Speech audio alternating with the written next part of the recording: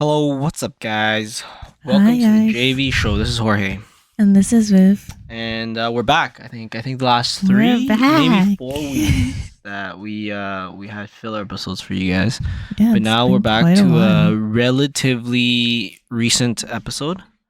We're not sure when we're posting. So we could post this like the day after we record it, or we could post this a week after. Not too sure yet, but anyways, it's relatively recent. So we're just gonna recap what we did the last couple weeks. So good old filler episode into a recap episode, hmm classic anime style. Very in tune with the JAV theme. So I guess I can get started since Viv actually has some recordings that we're gonna show later of all her trips that she went on recently. Yeah, I have a lot to fill you guys in on, and I feel like it kind of became more of like a personal vlog than a podcast at some point. But very exciting stuff. Yeah, Viv got her vlog in, so that's cool. So we'll start with me since Viv has a bunch of content too that we can talk about. What did I do for the last 3 weeks? I'm just trying to think. I felt like I did nothing, but I felt like I did a lot too. So I didn't really leave town. I was just doing my normal stuff. I had all my Fridays free now, so that was kind of nice. But I'm pretty sure I filled them up with a lot of random stuff. That I cannot recall, so I'm trying to think back right now. I did okay. Let's recap first with all my resolution. So I printed some new shit. It's on the side. So the first thing I printed was roll dice towers. The reason What I'm are printing roll some, dice towers? yeah. So if you want to take a look, Viv, it's on your right. What they do is you pretty much put a dice on the top of the tower, and it comes down and it rolls it for you, right? Oh, like So that game. There's a game that has that. I mean, it's just for like, so instead of actually rolling, you just put it in. There's a game where you have to pick your resources. I think it's Wingspan, Oh, that possibly. one. Like a Yeah. So if you wanna, here, I'll show. So yeah, I built two. One of them is a Kraken. No, Cthulhu. crackhead. No, I was gonna say Kraken, but it's Cthulhu. There's a huge difference, guys, between Kraken and Cthulhu. Okay, and then the other one's just a tower. Whoa, this is sick. Yeah. So these are. Oh, and if anyone wants one, anyone's super into D&D or any dice rolling shit, let me know. I can print you one. It's pretty easy to print, and they're pretty cool. Oh, So one of them's like a little tower with a little gate in the front, and then you put it through the top, and then you get your dice. So I just rolled a D12, or I rolled a 12, a D20, and I got 12. Let's see if I can get a natural 20 off the Cthulhu. oh, whoa! And I This got a castle 9. one's pretty cute. No, I got a 6. So There's I a little suck. staircase on the inside. This looks really nice. Yeah. The only reason is I might do a little bit of content with Joyce with D&D stuff. So that's why I want to make these. So these are really cool. Content? Whoa. Yeah. We want to make kind of this cool video on D&D stuff. Whoa. D&D related to food. Related to food? Yeah. But yeah, so I got Cthulhu one. I'm probably gonna give this to my brother if no one wants it. Honestly, a lot of the stuff I print. So my resolution was to print something new every week, and a lot of the stuff I print I actually don't want to keep. I just want to print for fun, and then I just don't have space in my house in the place, and I actually don't like to keep stuff. So either if it's a failed print, I throw them away, and like failed means like even if it printed okay, but I don't like it, I just throw it away, or I give it to people. So I'll probably give this Cthulhu one to my brother. If it's a D20, so that's It looks pretty pretty sick. cool.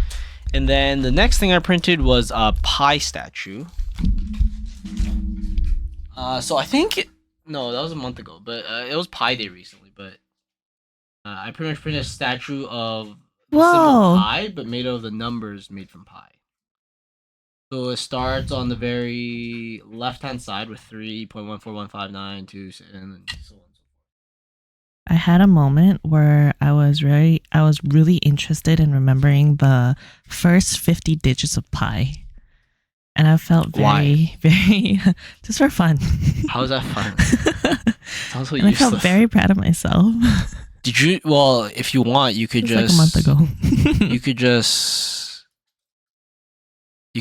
equate the value of pi continuously. I mean, isn't it like a kind of a cool, I don't know, party trick No, to not really. suddenly bust out 50 digits of pi? Yeah, but That's- then like after like the first 5, they don't even know if you're right or not. I mean, someone could pull it out. You can literally be like, hey, you want to bet that I can name the first 50 digits of pi? Yeah, but then And you most both people will look like probably idiots be like, now. nah. What do you mean? I You look think like it an idiot for looks trying, fucking and the cool. person look like an idiot for checking. I'm like, did you like just do this for fun or? Yeah, it just Anyway, feels is like a this waste a of time. skill I'm gonna put on my resume? I mean, if you do a backflip, I think that's cooler. Already. Like instantly, if you want a party trick. And then the other thing, last thing I printed. I mean, I also printed a lot of random stuff for my family. Like they want USB holders and light switch covers and all that stuff. So I printed that for them. I don't have it here because I already gave it to them. But the last thing I printed is a 3D scanner-ish thing. 3D scanner. Yeah, it's not really. So what you do is Whoa, what so if the? you guys search a 3D scanner, if you want like a homemade one, you pretty much put your phone on this little contraption, and you guys obviously can't see it. But pretty much you rotate whatever it is, whatever physical object it is, and your camera will take continuous pictures with some type of app, and then it will turn it into a model, like a 3D model. Oh, that's sick. So you just have to keep spinning it. Obviously, it's like in place, and then it'll turn whatever you are taking a picture of into a model. I see. Yeah, but it's I have to glue the handle, so don't fuck it up, please.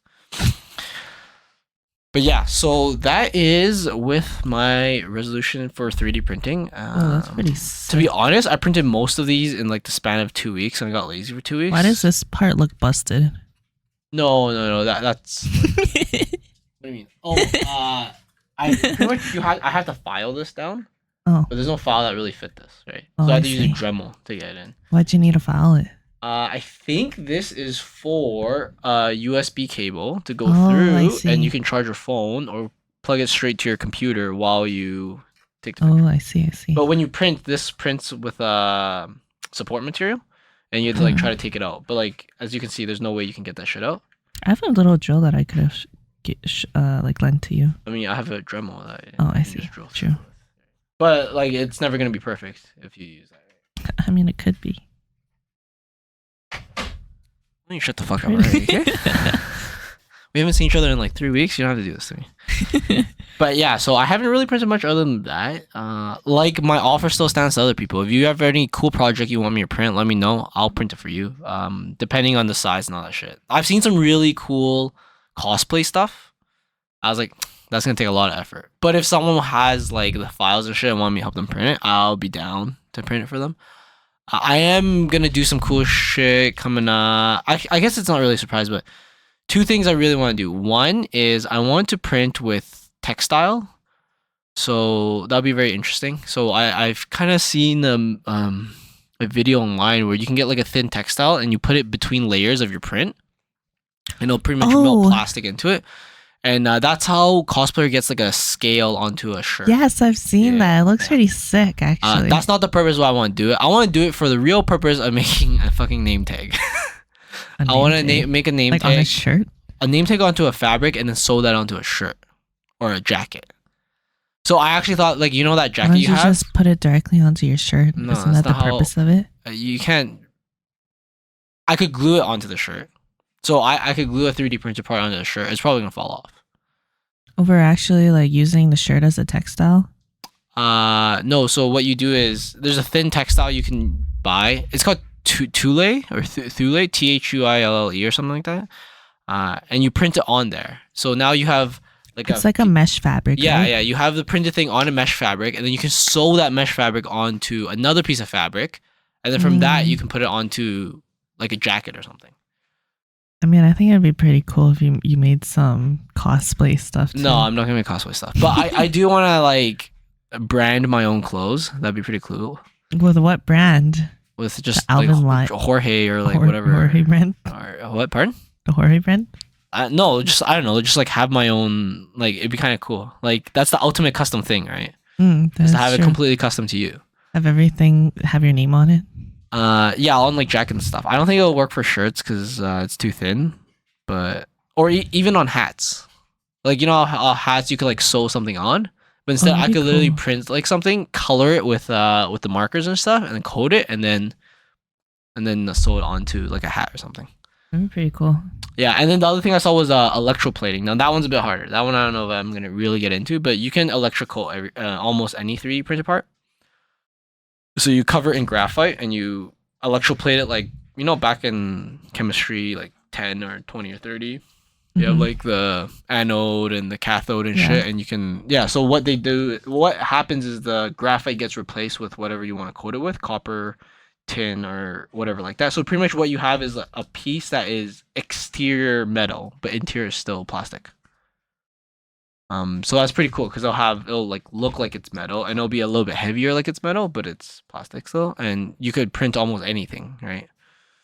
Oh, that's pretty cool. Yeah, so you can make like a pin, you can make a knife. Oh. But the knife one would be hard because you can't sharpen it. Because as soon as you sharpen it, you get rid of the plating. Is it conductible? Like not. Or conducive? Yes, because the outside. So for example, if you coat it with copper, the outside's all copper now, right? So it will conduct. But yeah, you can do some cool shit with it. So that's my next goal for that. Not goal, okay, guys. You guys don't have to put me up to this now. My next thought of some projects I want to do. But yeah, that's been my my printing for the last couple of weeks. And then for my book, I am done all the Jade series book. That's the Greenbone saga. I'm done all the book of Tower of Babel books. Wow. And I read 2 other books. I read The Book Thief and Razzmatazz. So I'm on. Oh, I've heard of Razzmatazz. Yeah, because I told you, didn't I? I'm pretty sure. That makes sense. It's from fucking me.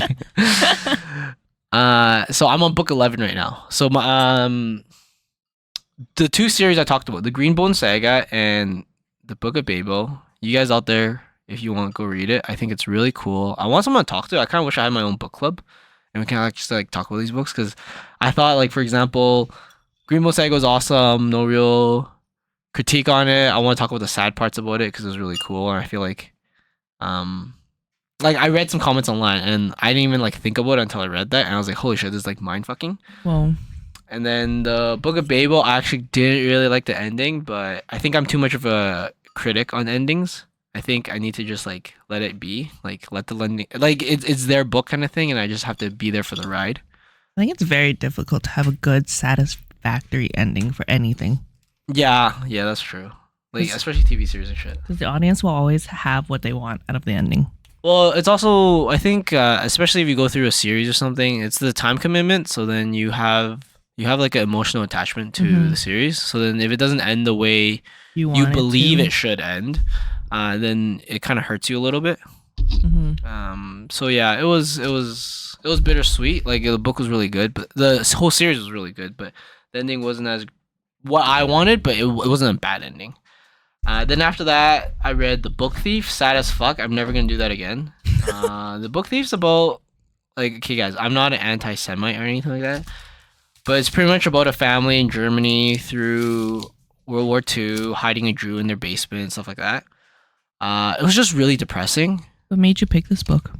Just randomly. It was on Goodreads as like a top book, and it was in the 21st century. So like the problem I have with the Goodreads website, I don't know if anyone uses that. A lot of the highly rated books is either fucking 1772 or some bullshit ass date, like way back when English doesn't even make sense anymore. And I'm totally like, there's very few books I think are timeless. So like Shakespeare and stuff is like its own time. I actually don't find it timeless. I find specific books very timeless, as in you can read them. And so this is my definition of timeless. You can read them at any point and it still feels fresh. The writing is still very good, and it feels like this is a well-written book. Whereas like a book that doesn't age well is one that, you know, after 20 years it's like dog shit compared to all these other books. And I think books, similar to movies and TV shows, they get better over time, right? So that means authors obviously read what you've read back in the day, and they've made something better, or they've strived to make something better continuously, right? So that's why I think similar to like movies. Like movies back then are like, to be honest, if I watch it back now, there's very few timeless movies. I can only think of like a handful. Very few, really? Like how far back are you thinking? Because I feel like I could pull out like 10 or 20 out of it. Yeah, no, like I think you can think of a bunch, but considering the amount of movies that came out, I think it's not that much in comparison. Yeah. I see. I mean, like, even then, when you go back and watch it, like, for example, if you go back and watch Shrek, the animation's, like, wonky. Strike is still pretty fucking good. No, the story's good, but the animation is like, oh man, this is like dog shit animation. And or if you go back and watch like other movies, it's like, oh, this is like shitty stunt acting or like really shitty animation or very shitty. The production is really the special effects are like really bad and stuff, and it actually kind of ruins it a little bit. For me, it actually ruins it a little bit when you start to see those things, right? So then like for me, like some timeless books is like Animal Farm, 1984, Brave New World. I actually think to Kill a Mockingbird is actually timeless. Pretty good. I think it's a really good book, and I think you read it at any time and you can always see how it relates. But yeah, so anyways, going back to the point, mostly on Goodreads forum, if it's a really high rated book on their like giant list, it's either a fucking book from way back when, and I'm like, I have no interest in reading this right now. Like, it's just, I've read too many classics where it's like, I don't want to read classics anymore. I want to read some like normal straight English, and I don't want to like read and try to pretend I'm in like fucking 1802 when like there's still horses on the road and stuff. Like I want something more relatable. Or it's does like it really have to be relatable when there's so many fictional books? No, like not real, like semi relatable, right? So like sci-fi and stuff, obviously it's not like super relatable, but at least the writing is, you know, fresh and it's good. I see. So it's either a really old book or it's like part of a series. Like Harry Potter's up there. And like there's these like 20-30 book series that are all up there. And I'm like, I'm not gonna read 30 books just to, you know, find this one really good book out of the series. And I honestly don't want to commit myself to read like a 30 book series right now. Have you read Harry Potter? I'm not gonna read Harry Potter. Why? No. Like Harry's a bitch. I mean, yeah, but then the story is so good. Yeah, I just think because I've watched the movies, there's very few books I'm willing to do the reverse, where I'm willing to watch the show and then read the book. So there are some shows that I've watched the book before I watched the show, and those are always good because the show was dog shit and the book was great. So I was like, okay, I didn't waste my time, right? But if the book comes to be comparable or similar to the show, then I'm like, fuck, I wasted my time. I could have like watched all of this in like 2 hours instead of reading in like 8 hours, right? Oh, I see. So I probably won't. I also don't like Harry because he's a bitch.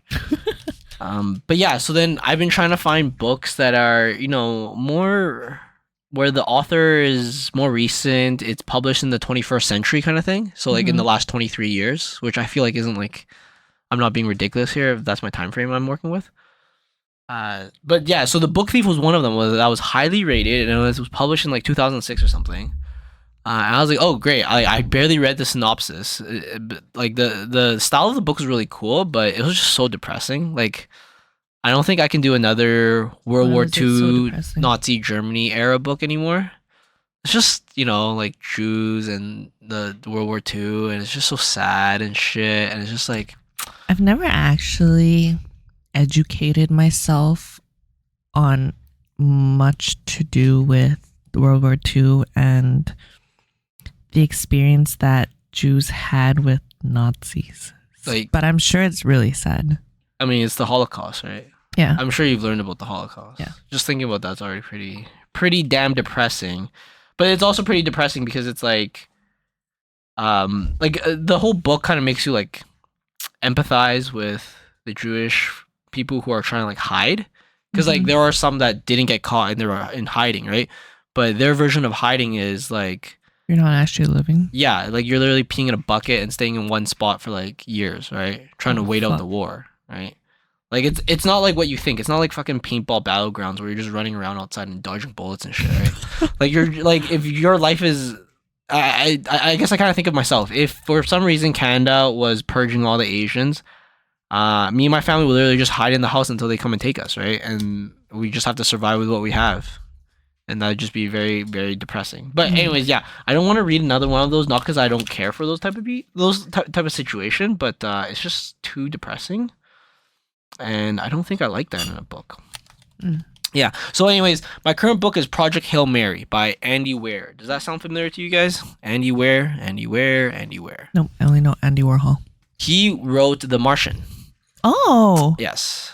So I'm not going to read The Martian because I watched the movie and the movie. Actually, the book is really good. I'm not going to do it. If you want, I have the book too. I'm not going to do it. Like I said, I already watched the movie. The movie's great. I loved it. I have no qualms to it. I don't need to read about that crazy story. But this is written by him, and it seems very not the same, but it's I've only been a couple chapters in, and it's actually really cool so far.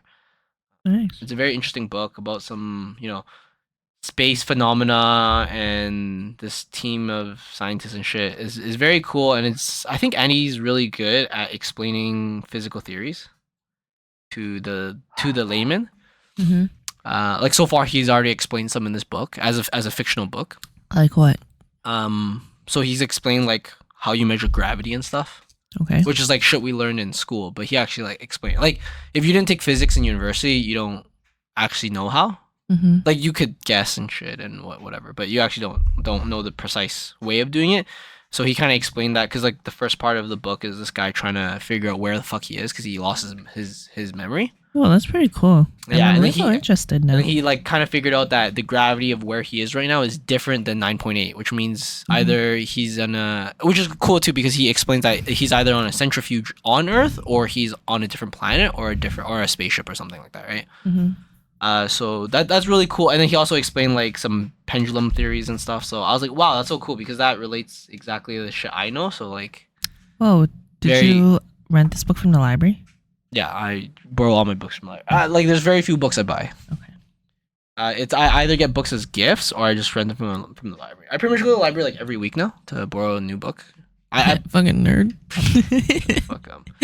Shut the fuck up, man. I actually kind of want to read this book after now that you mentioned it. Yeah, go put it on hold, bitch.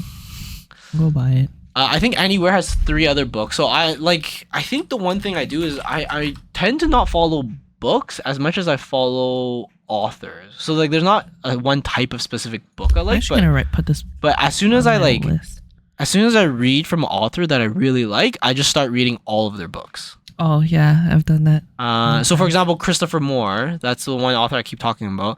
I think he has like 20 some books. I've read them all. I've literally read every single one of his books. There's no more left for me to read.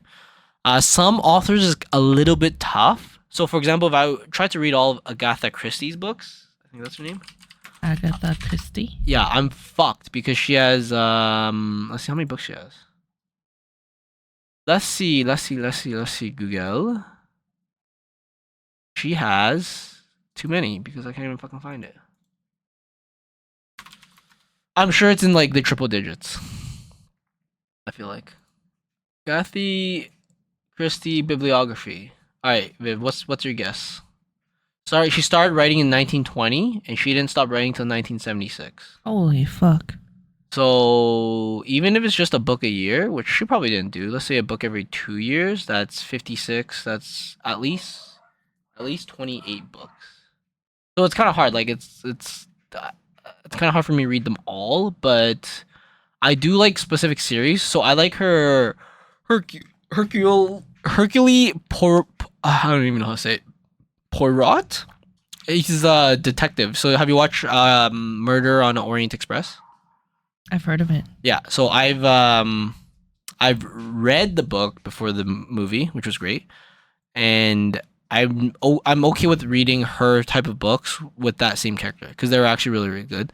The other thing I did notice is like her writing style is just a little different, right? Because it was back in the day, it's just different, so it makes it a little bit tough. But yeah, I'll probably, if I really like Project Hail Mary, I'll probably end up reading the rest of Andy Ware's book, which is only 3 other ones, except for The Martian. So only 2 other books: Theft of Pride, Artemis, and Project Hail Mary. Other than The Martian. What's the review for Artemis? It's probably good.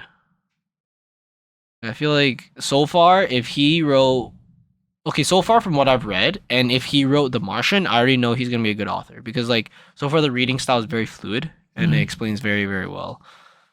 So this is probably gonna be something I'm into. That's probably gonna be one of my next books. My brother did give me Game of Thrones to read. I'm gonna bring it on my trip because it's a long book, but he has like a compact form, so I might bring it when I go on my trip. Which is coming up in May. So that's, by the way, that's our next little hiatus for 2-3 weeks. But yeah, so that's my book talk so far. Let me know if you guys read any Christopher Moore books, any of the Greenbone Saga, or the Book of Babel stuff, or the Tower of Babel, because I'm super into talking about those books. Like, I'd be down to have a podcast just for that, and Viv would be so fucking clueless. She'd be like, huh? I'll still listen. I mean, yeah, but so far, it's been good. I think I've been reading maybe a little bit faster. I don't think so. Maybe I just commit more time to reading. Because this is my 11th book now. Yeah, I was just gonna say you're almost halfway there. Yeah, so it's not June. Is it end of June I need to be halfway there? Yes. Yes. That's 6 full months, right? Yeah. So I'm pretty sure I'll hit halfway there by end of May. Yeah. I'll probably hit 13 books by end of May. And dude, honestly, the books I've been reading are pretty big too. So if I read like smaller books, I think I'd probably make it even faster. Where's your current book? It's in my bedroom. Oh. I was gonna ask how the other thing is, like, I really want recommendations. So if you guys have something good out there, because like other than these next couple books from Andy Weir, I think I'm tempted to start on some Stephen King books. Whoa. Have you read it? No, I It's haven't. pretty moving. Is it scary as fuck? A little bit, actually. Like, if you're reading it and you really get engrossed in the book, it's pretty good. Okay. I might do that. I want to find some thrillers or some other sci-fi stuff. The only problem with sci-fi is, like, I can't go too off the deep end of sci-fi. So, like, when I have read some recommendations for you. when I read the Halo series, I read this in grade 8, and it's so intense on the sci-fi that it's so hard to imagine. It's like, if it gets too intense on the fantasy side, it's really hard to, like, imagine what it is, right? So, like, they'll talk about some type of creature. I don't even fucking know the name of it. And so I have to Google the name to even imagine in my brain what the thing looks like, and then I can kind of get immersed into it. So I can't have it too sci-fi or too fantasy. But I'm looking for thrillers, mysteries, sci-fi, or fantasy. But again, not too crazy on the fantasy and sci-fi part. Look up The Rifters by Peter Watts. It's on my list of sci-fi books to read. The Rifters. The musical artists? By Peter Watts. By Peter Watts. Rifters trilogy? That means there's 3 books out to fucking read. What is it about? Here, let's see. About the series. It's really good. In the Rifters trilogy, award-winning author Peter Watts depicts a bleak post-apocalyptic world where the fortune of civilization rests on the backs of its outcasts. Recruiting people from the dregs of society, the Rifters program attracts those used to harsh environment conditions similar to what they'll face on the job. Maintaining the world's power generators 3 kilometers under the Pacific Ocean on the first book in the series, science fiction, blah, blah, blah. Okay. I mean, that sounds pretty cool so far. I do hope. He also has a book called Blind Sight that is apparently really good too. That's also on my list. I mean, you just give me one of them. If I read one and I think he's a good author, I'll end up reading all his books anyways. That's usually how it works. But I think I need to bounce around a couple authors right now. Because I can't. I think if you read too much of one series or one type of book, I think it's not good. I think you get really bored of it really fast. But if you jump between 2 series, for example, then it gets pretty good. When you read the Rifters series, I'll read it with you at the same time. Why don't you read? How about you read the Greenbone Saga and the Tower of Babel series? That's too long. Same bitch. That's what the fuck That's I'm not saying. on my list of books to read, though. Those are on my fucking list of books to read. I mean, it can be. You don't have a list. Hey, I actually own the Greenbone Saga, so if you want to borrow them from me, they're available. I don't know if you'll be into it, to be honest. I think my brother will be into that book. I kept telling him that, but I don't know. I think Lynn might start it. She might read one of the series I talked about. Oh, you should ask Just Liz. She just got this series of, I don't know. The way she sold it to me was that it's like a type of smut, but it's about fairies. But apparently, it's really, really well written. Smut, like a hoe? Yeah. Oh. But apparently it's really well written. She read it and she's been passing the book around our volleyball friend group. Yeah, I'll think about it. I mean, that's not a category I'm really thinking about. But yes, when you read the Rifters, if you read the Rifters, I'll read it at the same time. Then we can talk about it. Okay. It's been on my list for about 6 months now to read. I mean, I probably won't read whatever you recommend from Just Liz. This one was recommended by one of my coworkers, actually. The smut one? No. Oh. The Rifters one. Oh. He was telling me about the synopsis and everything, and it sounded really fucking interesting. You want to hear the synopsis for the Greenbone Saga? Yeah, sure, lay it on me. Pretty fucking cool. I mean, it's up to you. I really don't care. It's pretty much like a it's a 70s Hong Kong mafia book or triad, like gangster, like Hong Kong gangster. Back in the day you watch those TV shows on like the was it TVB? What was it? Was Yeah. that the Chinese channel? Or Jade. I think Jade was the other one that died. Jade. Yes, I don't know. But anyways, it's like a 70s gangster book, but the gangsters have superpowers related to Jade. Oh, right. Yeah. Yeah, they all hold like a jade and stuff. They can hold, and like size of jades determine how much power you can use and shit. And yeah, and it's just clan wars, clans against clans. That actually reminds me of this book that I wrote when I was a kid. You wrote, okay. Okay. I had a lot of little dreams as a kid, and one of them was to be an author. So I spent a lot of time, I think it was 2 months, and that's a really long time as a kid, to plan out the idea and the storyline and everything for a book. And it has to do with this person who collects these gemstones. And each gemstone has a different power, has a different level of powers, and she kind of travels the world finding these gemstones and fighting other people for it. I see. Sounds like Jackie Chan Adventures. I've never actually really watched that many Jackie Chan Adventure episodes. It's these little tablet stones that they collect, each of a different zodiac with different powers and shit. But yeah, sounds kind of like it. I think I could actually be a technical writer. I actually thought about that too. While I was doing you have always wanted to be one, right? Or possibly one day? I think it's cool because I like talking to people about these tech stuff without sounding like pretentious and shit. Like, I like talking to people and just like understanding exactly what they're doing with like a complete blank slate. Like, I just want to go in there, not complete blank slate, but going there as someone who has some technical background, just learn what the fuck they're doing. Because a lot of times they have like, pretty much a lot of times people in their job are like such experts at their job. But they could be total idiots too. Like, just outside of that very defined scope, they just don't know much and they're just whatever. But at that moment, it's so inspiring seeing how passionate they are about that or how much they know about that one specific thing. I think that's really cool. So for sure, that's why I always thought like it'd be cool to like talk to people and like write about it or interview them about it. I think like a tech journalist or interviewer, I think that's something that'd be cool. I don't know if I could do it, but that'd be kind of cool if I could. It's just because I feel like I could also understand what they're talking about. You learn so much every single time you do a interview or something. I mean, you just get a lot of snapshots of stuff, but I feel like you don't truly learn it until you kind of do some of the stuff. It's kind of the whole thing. It's my whole fucking mantra to the world. It's like you have to use it and like keep repetition of like doing it until you really learn it. That's true, but it feels pretty nice to learn things. Yeah, that's for sure. It's like I for sure won't be an expert at whatever they're doing. I just get a glimpse into the world and see like why and how they're so passionate about this one thing, all the possibilities it can become. Like a lot of times if I get like very random or open-ended research projects during school, I'm very excited because I get really into it. I know even for like an English project, I did one on hydrogen 3 is what I did it on. Pretty much it was about nuclear fusion. And I did it not knowing that how relevant nuclear fusion is right now. I just thought, oh, this would be a cool thing. So I like read up about it, and I did a whole presentation to my English class because the whole thing was just do a presentation on whatever research topic you want to do it on.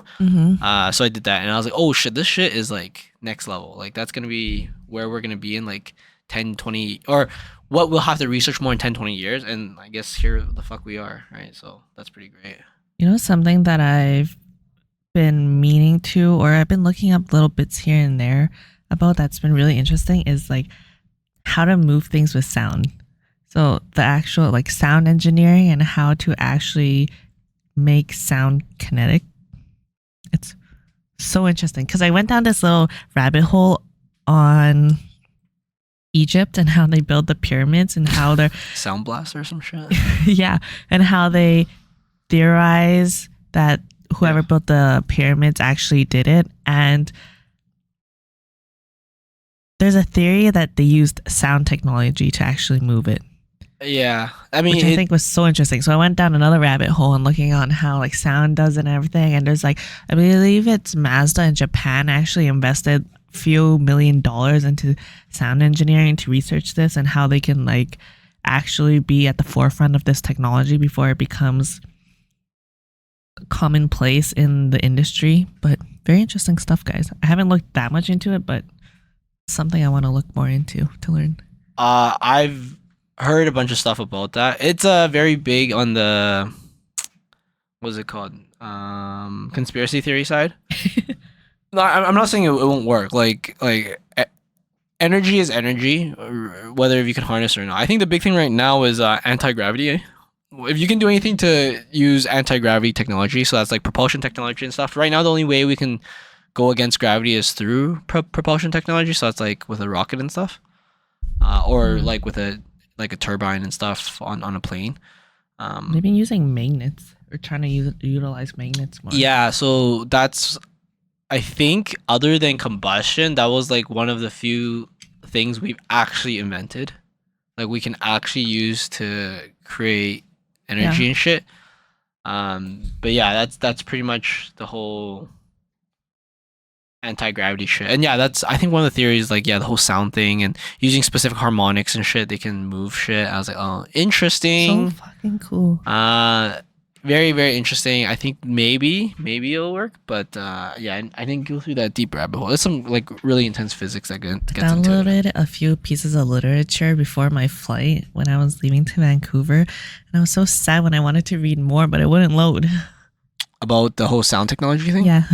Yeah. Actually, I think the most important thing is how you can use it, how you can absorb it without it just vibrating, right? Mm-hmm. Pretty much you have to use the vibrations to somehow control it. Yeah. I mean, it's the whole resonance thing, right? There's certain resonant frequency with everything in the world. I think if you strike it at a specific frequency, you can make it explode, kind of thing, like that, right? You pretty much, instead of interference, you equate and you add on to the resonant frequency, and it'll make it destabilize and stuff. It's kind of like how, fuck, I forgot what it was. Because I actually kind of did this for work, not me specifically, but I read some reports on it.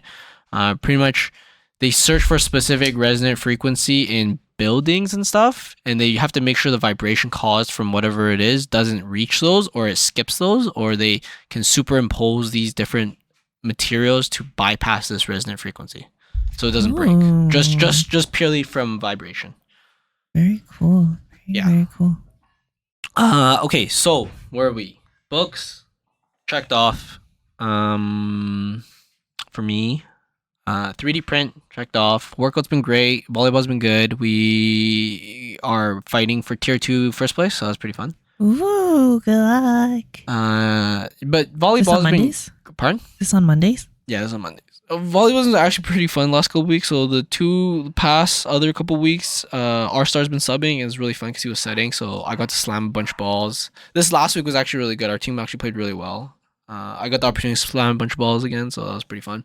Nice. As a right side? No, as power. Wow. Yeah, it's congrats. Yeah, finally getting the groove in, and the team's doing really good. What else? Workout's been good. I might change my workout soon. I don't know, like, I kind of want to... What's your program right now? It's just some random one I made. I see. How are you organizing it? Or what's the split for it? It's only 2 days at the gym with 1 day of mainly plyo. So 2 days of workout. So 3 days total at the gym. 2 of them are actual workout. Last day is plyo mainly. It's like overall, like the whole body each day kind of thing. I see. But I don't know, like, I'm trying to see if I can get more days in, but I actually don't know. My schedule's so fucked. I don't know if I can. Other than, like, sacrificing sleep, which I'm not willing to do. As in, like, go work out in the morning, but I don't think I want to do that anyways. There's, like, a very strict time window. So if I work out too late, it actually messes up with my sleep. I get too warm when I go to bed, and it's bad. Yeah.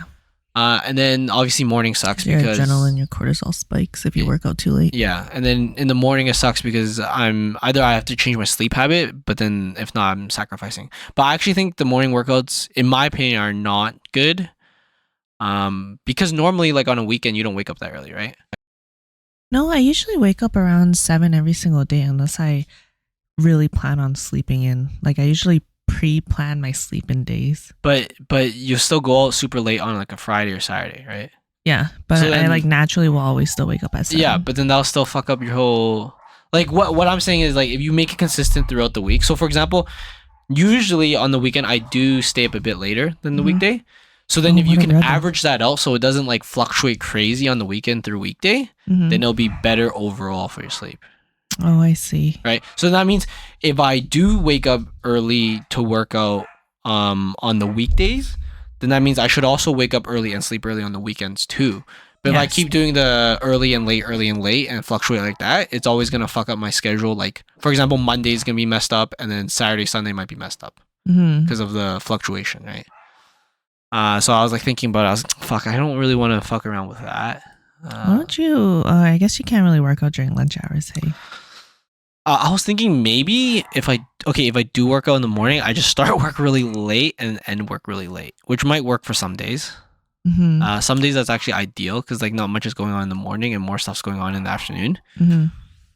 I would love to work out during lunch because back when I was at uni, I did that all the time. Like back when I was doing my masters, I Yeah. would just work out every lunchtime and it was like perfect. It was the perfect ideal plan.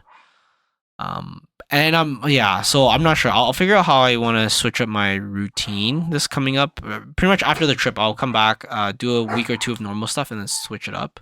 I Mhm. also want to see how I can incorporate this shit that I don't like, but I know is good for me, Mhm. like running. I fucking hate running.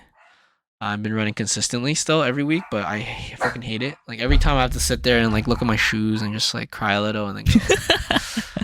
And then the problem is like you haven't gone into the part where you're kind of addicted to the running high. the running high feels good actually. Yeah. No, it's not worth it though. Not worth it. I don't think it is, but I know it's good for me. I know like factually there are some very good things to it. Yeah. And I know that it's one of the things that will get me to my ideal goal. So like again, you have to ask yourself like what is your goal? You don't just work out for the sake of working out, right? So if I'm just lifting weights all the time, then that means my goal should be bodybuilding or something like that, right? Bodybuilding, powerlifting or something in those lines. Could be. But I think my goal is more like an athletic body type. Mhm. Which is why I do yoga, sports, climbing, working out, and then Functionality, right? yeah, I think functional exercise and functional strength is like huge. And again, this is dumb, but like I got inspired by like farmers and shit. Like, like you heard of the saying like farmer strength, right? Yeah. Like these guys who don't look ripped at all. They look like they're just like plain old nerds or something, and they're just like stupidly strong. Mhm. I think that's also equivalent to dad strength. Dad Oh, strength yeah. is like a thing where like a guy doesn't like he just looks like a dad, you know, like a little chubby or whatever, just you know, just at home with the kids, always doing chores or housework and shit or like whatever. But then when dad has to get into action, he's like fucking ripped, right? It's really interesting because there's a lot of things that my dad can do, but this one time I went on a cruise with my dad and I was really excited because there was a gym on the cruise. Yeah. So I was like, oh my God, me and my dad can finally work out together. Let me show him some workouts. And I got him to try to curl a 20-pound dumbbell and he couldn't do it. So then I moved down to 15 pounds and he still struggled. And I was like, what the fuck? I thought you'd be able to do this because there's so many times when I would see him do something that I would be shocked about because it wouldn't be relative to what I would expect his strength to be. Yeah, and I think maybe I'm wrong. So all the gym bros might be mad at me for saying this, but I think when we go to the gym and we build these nice looking muscles and all that shit, we're only good at doing that one thing. We're only good at pushing a weight up and down. I think so. Whereas like, you ever see guys who like move refrigerators and couches and shit? They're fucking strong. They're Yeah. so strong. And I was like, dude, I bet you these guys may not be able to squat as much as me, but functionally they'll probably tear me apart. For sure. Right. So then I was like, okay, maybe I should think about more functional strength because at the end of the day, I want the functionality in my strength. I don't want to just be really good at moving this weight from location A to location B. Mm-hmm. Right. So that's why I want to incorporate a bit more like running and stuff because I feel like that's one of the most functional things in the world. As like, if you're in danger, if going back to Jorge's always final thought, if it's post-apocalyptic zombie land world, what do you need? You need to know how to run. Mm-hmm. Unfortunately, you need to know like cardio is going to be so much more efficient and effective for you, and it's also less hard on your joints at times. Mm-hmm. So that's why I was like, fuck, maybe I should try to incorporate these things. So I've been thinking about it. Maybe at work I might bike to work once a week. Wow. How long is that gonna take? It's not that bad. I used to bike to school all the time. I bike from here to uni all the time. So, Right. so that was it was it's actually fun. It's more relaxing than it is a stressor. But yeah, that's what I've been thinking on how I can adjust my routine. I just like doing so much other stuff where it's like so enjoyable. But I still enjoy the gym. That's the other thing. I still really enjoy going to the gym, but I enjoy like volleyball. I still enjoy climbing. I enjoy hot yoga. I don't enjoy running, but I know why I need to do it. So yeah. Yep. So workout wise, that's about it. Like I said, my trip's coming up soon. I booked another trip coming up in October. I'll talk more about it closer to that time. And work's been okay. Work's been great. It's just normal. Nothing new. I'm on the last stages of getting my PN. It's not up to me, you guys. It's up to the external reviewers. So then after this, I've been talking to people. I just have to figure out what I want to do after, which is still, this year's goal is to figure out what to do. Fuck, I keep watching videos about like what's it like to live in Netherlands or something like that. I was like, That'd be sick. I want to try one of these things. But yeah, I mean, today actually I just had lunch with Izzy. Oh, He was saying like, yeah, you should try to apply for one of the Middle East jobs for Bechtel. I was like, fuck, maybe. I mean, that'd be kind of cool. they're really cool. Like, I'm not into like, I don't like, there's no passion for me in the Middle East, but like, let's be real. If you're in the Middle East, it's so much easier to travel everywhere. Like, you're literally the middle of everything. Yeah, and like the opportunities and the experience that you'd have would be incomparable. Yeah. Plus, like, if you want to like, the problem I have is like, if you want to go on a weekend trip and it's Edmonton, where the fuck are you gonna go? You can go to Red Deer, Calgary, Banff. Go to St. Albert's. Yeah, but if you're in if you're in Netherlands, it's like, oh, I'll go take a train to Belgium today or something like that, right? That'd be kind of cool. Realistic or not, I'm not sure because they obviously don't get paid as much. So their pay is lower. They have more vacation, so significant lower. I think their average pay is like 30K or something. But in euros? Oh, that's true. If it's in euros, that's about 50, 60K here. No, not double. It'd be about like 40 to 50. I thought it was double. No, it's about 1.5-ish. Oh. Yeah. But I'm not sure if like stuff there's cheaper or not. I don't know that. I think it's probably gonna be. It's like the same price. It's gonna be probably relative to your salary. Yeah. Like if you live in a place where your salary's higher, stuff's probably gonna cost more. I think that's a general rule of thumb. But the cool thing is like they get like 5 weeks of vacation. Like yeah. It's like, dude, and like apparently the culture there is a lot of like work-life balance promotion. Like a lot of the managers there like promote you to like not even promote you, like they'll know you're gonna take all your vacation. Like that's just what they do there. Like apparently a lot of people here in North America don't really, and I kind of see that in our friend group too. They don't really take all their vacation shit. Dude, I don't have enough. Like I already ran out. Yeah. Me too. Like I'm literally when I work overtime, I'm banking them. I'm not even like taking the payout because I'm just banking them so I can use those bank time for vacation. Yeah. But yeah, unfortunately, I can foresee where all my vacation time is going. But the thing is, like for there, it's like double whammy too. One, they have more vacation, and two, it's easier to go to places. Like the time it takes to travel is lower. A lot of companies will actually pay you a little bit more during your vacation hours. Oh, really? Because it's a part of their culture, so that you enjoy your vacation a little bit more. I won't lie. If the goal in life is to be happy, I think that would make me happy. I think so. I think so. Work-life balance is huge right now. I mean, okay, so like I think that term kind of gets thrown around a little bit too like easily. I actually don't care about specific that. I care that when I'm at work, I want to be fully committed to work. But I want my time off. And when I'm at time off, I don't want to think about this shit. A lot of time when I take my time off, I just come back and have to do double the amount of work. Exactly. Which is fucking bullshit. So I was like, fuck. So I don't know. I've just always thought about it. So and then before you go on vacation, you have to do a little bit more work too. Yeah, usually, at least back in my old job, before my vacation, I'll work like 3 days of 12 hours. And when I come back, I'll have a whole week of 12 hours. And I was like, dude, I literally didn't even take a vacation. I literally just like pushed my work aside for next week. I worked remotely on some days while I was on vacation too, just because. Oh, damn. Yeah, I don't think my company won't let me do that. I mean, yeah, I actually don't even want to. Like, I actually don't mind that. If I'm working, I'm like fully committed to that at the time I'm there. And then when I'm not, then just let me not be committed at all. Which is nice because my current job, I don't have a work phone, which is great. Mm-hmm. they can't call me. Oh, they asked me to have a work phone, but I was like, how about you just pay for my phone bill and I'll use my bill. I'll use my phone instead. And what they say? They're like, okay, because I really don't want to carry around 2 phones. Oh no, dude, having work phones is actually kind of annoying because they call you on like off hours and shit. Yeah, that's also why I was like, but this is my personal phone, so don't contact me.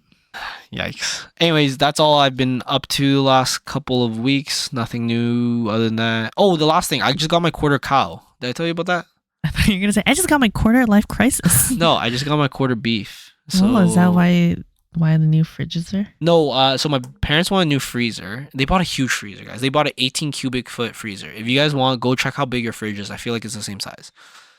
They bought an 18 cubic foot freezer. And then because of that, I was telling them, can we keep the old freezer and I'll buy a bunch of meat? And that's what I did. So I bought a quarter beef.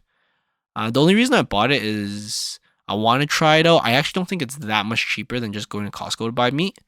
It's only slightly maybe. Like for the nice cut, it is cheaper. Like very nice cuts, it's way cheaper than at the grocery store. But for the rest of the cuts, like the other half of the cuts, it's not worth it. But it is all grass fed. Which half did you get? The back half? No, I don't think you get to pick it. They have a standard cut Top, template. bottom? Oh, They I have see. a standard cut template. But yeah, it's I'll see like there's like actually a lot of companies. There's like 15 different companies all around Alberta where you can buy like a quarter or a half or a full cow kind of thing, and they'll butcher it for you. So I just tried this one just because they're available. Like I ordered it on Good Friday and it came now. How much was it? It was just under $1,000. Oh, nice. So it's quite a bit. But there's other companies that do it for cheaper, but then they aren't available. Like you have to reserve, and then they can't get it to you till like September, oh for shit. example, right? Because That's a they're still while. fucking farming. They're still raising the cow. Yeah. But I'll try it because I heard grass fed tastes a little different. I'll see if I like it or not. It is a little bit more sustainable. Like I'm buying directly from the people who aren't factory farming now, Yeah, instead of buying it from the factory farms themselves. that's pretty cool. Which makes it a little bit more expensive. But actually, if you have the freezer space, it's actually not significantly more expensive. Seems a lot more convenient too. Yeah. And literally the day after I got my quarter cow, my aunt asked me, she's like, hey, do you want to buy a lamb? I'm like, you want to split one? She's like, yeah, sure. So she's gonna go look for one now. What a very casual conversation, hey? I mean, they knew I was buying this, so then they asked me, he's like, oh yeah, we're gonna go get a lamb soon. You want a half? I'm like, Oh, I see. sure, I guess I'll take a half a lamb. I see. Man, you're stacked on your protein for the rest of the year. I actually kind of looked at it. I feel like I'll be done this for like in like 3 months. What the 3-4 months. what the fuck, really? I eat about like 2.5 kilos a week. Holy shit. So that's about 5 pounds a week. God damn. Yeah, I'm a meatitarian, unfortunately. Dude, I swear meat and vegetable is... I think meat is more value than vegetable. Well, yeah. Like the amount of calories you get per dollar is higher. Yeah, So I was like, well, then why would I stock up on vegetables true. if I can get more meat and eat a little bit of vegetables? True, but veggies are so good for you. I mean, they're allegedly good. If there were more veggies that had protein in it, like if choy had protein in it, holy shit, I'd be a vegetarian. I find Or vegetables... cabbage, like- or celery. Oh my god, if celery had protein, holy shit, that'd Like, be nuts. Other than... Like, if I couldn't take multivitamins, that's one reason why I'd for sure have to eat more vegetables. But I feel like, for the most part, it's kind of a filler food for me.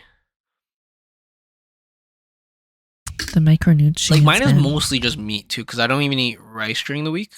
Oh yeah, me too. I don't eat I rice, I can don't eat relate bread, I to don't that. eat pasta during the week. So it's just meat and veggies. And dairy. Dairy's kind of big. So dairy for the protein powder, the milk, and the yogurt I eat every day. Mhm.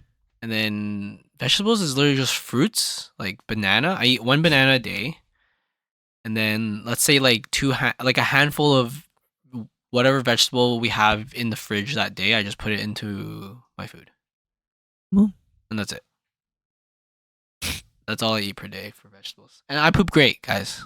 You're fucking wondering. I was going to ask, but I'm sure your bowel movements are great.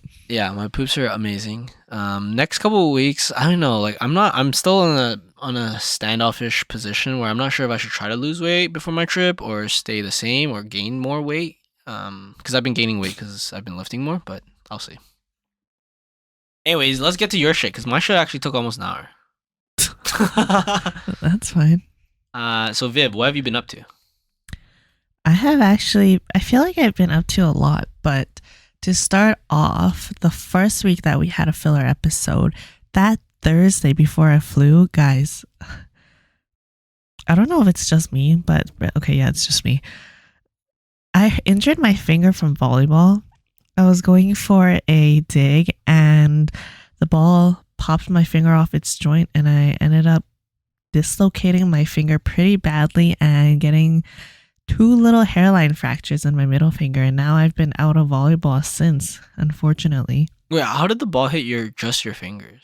So Like, do you fist up when you dig? so the guy, when he was hitting the ball, he for the entire game, aside from that one hit, kept going deep crosses. So I was like, oh, he's gonna do another deep cross. So I positioned myself in the spot that he kept consistently hitting at. But I believe our blocker was kind of out of his way, so he adjusted his shot that it moved more into pot. And so when I saw that it was going to be a little bit more short, I was like, oh shit. And so when I put my hands together, I was just able to put my hands like with my palms open type of thing. Like this thing. Okay. And one palm on top of another. yeah, one palm on top of the other. And then, yeah, the ball only touched the tip of my middle finger and snapped it off its joint. And the second it happened, I was like, oh shit, okay, guys, game's over, or at least for me. I am going to the emergency. And I just left the court and started walking. And then I was like, yeah, I'm just going to drive myself. But then luckily, one of my teammates was like, oh, no, let me drive you. What the fuck? And I was like, wait, no, you're right. I'm prone to fainting. I don't know if this is adrenaline that's hitting me right now, that I don't feel any pain and I feel completely fine. It's joint, right? Yeah, it was a joint. There's usually no pain. Actually, I don't know. I can't say that. But yeah, it was a joint, but it looked pretty like fucked up. Mm-hmm. Like my skin was creased. That's how bad the thing was off its bone. Yeah, and we went to the emergency. Luckily, the wait wasn't that long. I was in and out of there in like 2 hours or so. Mm. And yeah, I believe the doctor that put my dislocation back together was doing it for the first time. There were 2 doctors. One that was holding my hand for stability, or holding my hand at the knuckle part for stability. And then there was another one that was essentially doing the maneuvering. And the one that was holding my hand for stability was guiding the other one on how to do it. He was like, okay, pull the finger. Oh, no, you need 2 hands. Okay, no, position your hands like this. Okay, more force. No, you need more force. Okay, now tilt it, pull it up. And the whole time he was doing this, I was like, holy fuck, I'm gonna faint. This actually hurts like a fuck ton. And they gave me the option to get local anesthesia beforehand, but they said it would be 3 little needles in my finger. And the guy was like, oh yeah, it's usually pretty fast. And I would say that the 3 needles that you get will give you the same amount of pain as doing it without it. Right. So I was like, okay, I really don't like needles, so just do it without it. But after he was done, the doctor looked at me and was like, oh my goodness, you look really pale. Are you okay? And I was like, yeah, you know what? I'm gonna be honest, I feel like I'm gonna faint. So I had to lay down for a bit, and then after that, it was okay. Yeah. So that was these residents, all residents. That's how that went. And I can show you the x-ray right now. Just briefly. Just post on your OnlyFans. If someone wants to pay for this, I'm sure they'll appreciate it. Yeah, and then the next night, I flew to Vancouver. The reason why I went to Vancouver, I recorded some little snippets of my trip for you guys on the lapel mic. But okay, here's my... Jeez, her finger was fucked up, guys. That bone was not connected to that bone anymore. Yeah, completely off. But yeah, the next day I flew to Vancouver, went to go watch Keshi. If you guys know, Keshi is this Vietnamese singer. I believe he's Vietnamese. Yeah, it was a really good concert. I guess, okay, I'm not going to go that much into depth because I did record some sessions talking about this in the pod, and we'll place this at the end of the pod afterwards, all the little snippets that I have. But it was a great concert. I had a lot of fun. I believe I touched up on almost every part of the trip for that first part, and you guys will hear it later. Do you want to play now or you want to play later? You can play it later. Yeah. And then I had 2 parts to my Vancouver trip, so I actually came back for a day because of like flight problems and all that shit. But the one day that I came back, I just came back, shared some mochis that I brought back with some volleyball people, whoever was there that day, and was able to decompress, sleep in my own bed, do my laundry, play with my dog for a bit before I headed back out to Nanaimo for the second part of my Vancouver, BC trip for my cousin's wedding. And that part, I'm not sure if I wrapped this up because when I was doing the little like wrap up part of the second part of my vlog with the lapel mic, I was really fucking tired. And I kept re-recording my recap because I would start when I'm really tired, I would start talking about random shit. So I would start talking about how I felt during the second leg of my trip, and then all of a sudden I would start talking about like broccoli or something, and I'd be like, wait, what the fuck? I was talking about the wedding. Why am I talking about broccoli right now? Or I remember one of the takes that I did, I started talking about neck tattoos. And I was like, wait a minute, I'm supposed to be talking about my trip. And so I had to re-record it a whole bunch of times. And I believe the last time I was pretty concise and I finished it because I finished recording and I went straight to bed. But I think one thing that I didn't touch up on is that I really learned the meaning of family on this second part of my trip, because this is my this is my second cousin in my generations. It's the second wedding in my generation to happen on my dad's side of the family. And it was really, really nice to have all my cousins come together and to see everyone just have the time of their lives. It was a backyard wedding in my cousin's farm. And the reason why my aunt and my uncle and everyone in my family put a lot of their efforts into like developing this farm and making it look as nice as it does throughout the years is because everyone has always talked about this one little dream of having the cousins or the kids have a wedding in that farm. And this was the first wedding to actually happen on the farm. So it was a very moving and touching moment for a lot of us, because it's kind of a moment that we've talked about for years and years and years, ever since this farm existed. And unfortunately, but fortunately, it rained that day. And we thought it was, at first we're like, oh fuck, it's raining. Like, why can't it just not rain on the one day that the wedding was? Because the wedding was on Saturday, and on Friday it was sunny, and on Sunday it was sunny. But on Saturday it rained, and we're like, fuck.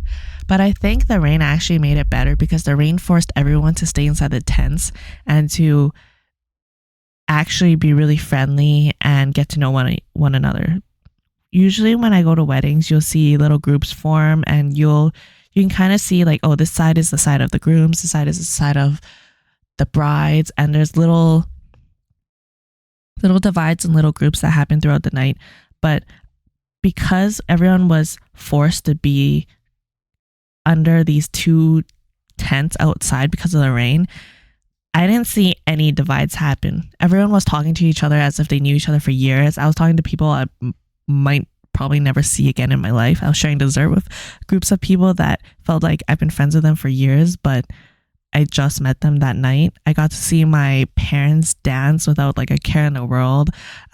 I did like a line dance with my uncles and my aunts, and I had a lot of heart-to-hearts of my cousins. And one thing that really moved me was that 2 things. During one of our like group chats or group talking sessions during the night with me and my cousins, we talked about how we thought our family was pretty fucking sick, because usually whenever we have family reunions or trips where all the cousins come together, there'll be like one cousin or a few cousins that'll bring like a new boyfriend or girlfriend. And this time around there was 3 new people that got introduced to us, and all 3 at some point of the weekend came up to somebody and was just like, your family's really cool.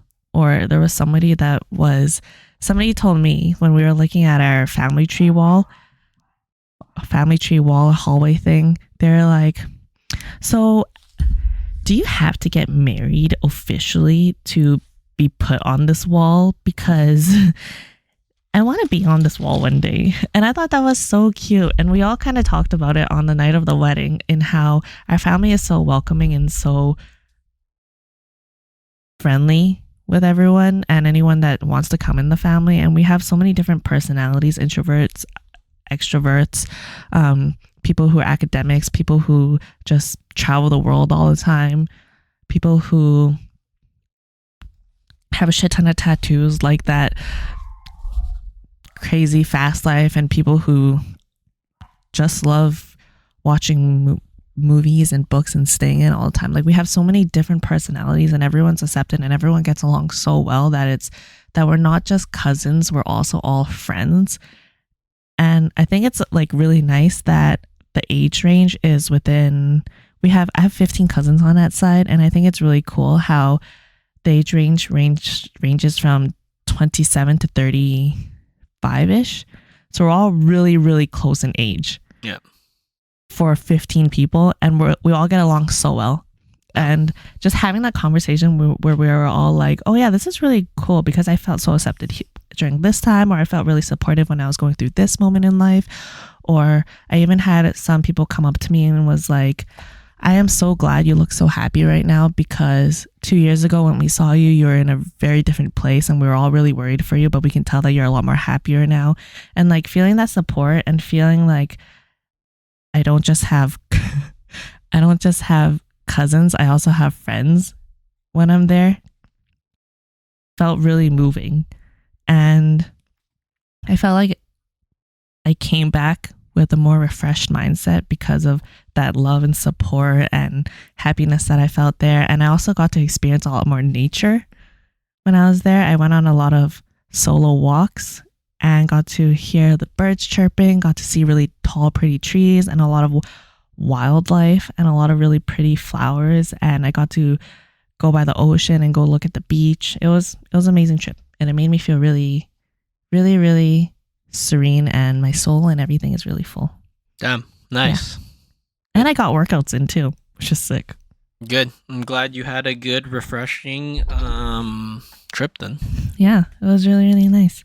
And then when I came back, I had to adjust my workouts because of my finger. I can't really grip anything. I tried to do deadlifts, but it's really difficult. I bought this hook attachment because I figured, okay, if my finger is injured, there's people who have disabilities where they can't work out the same way as fully able-bodied people.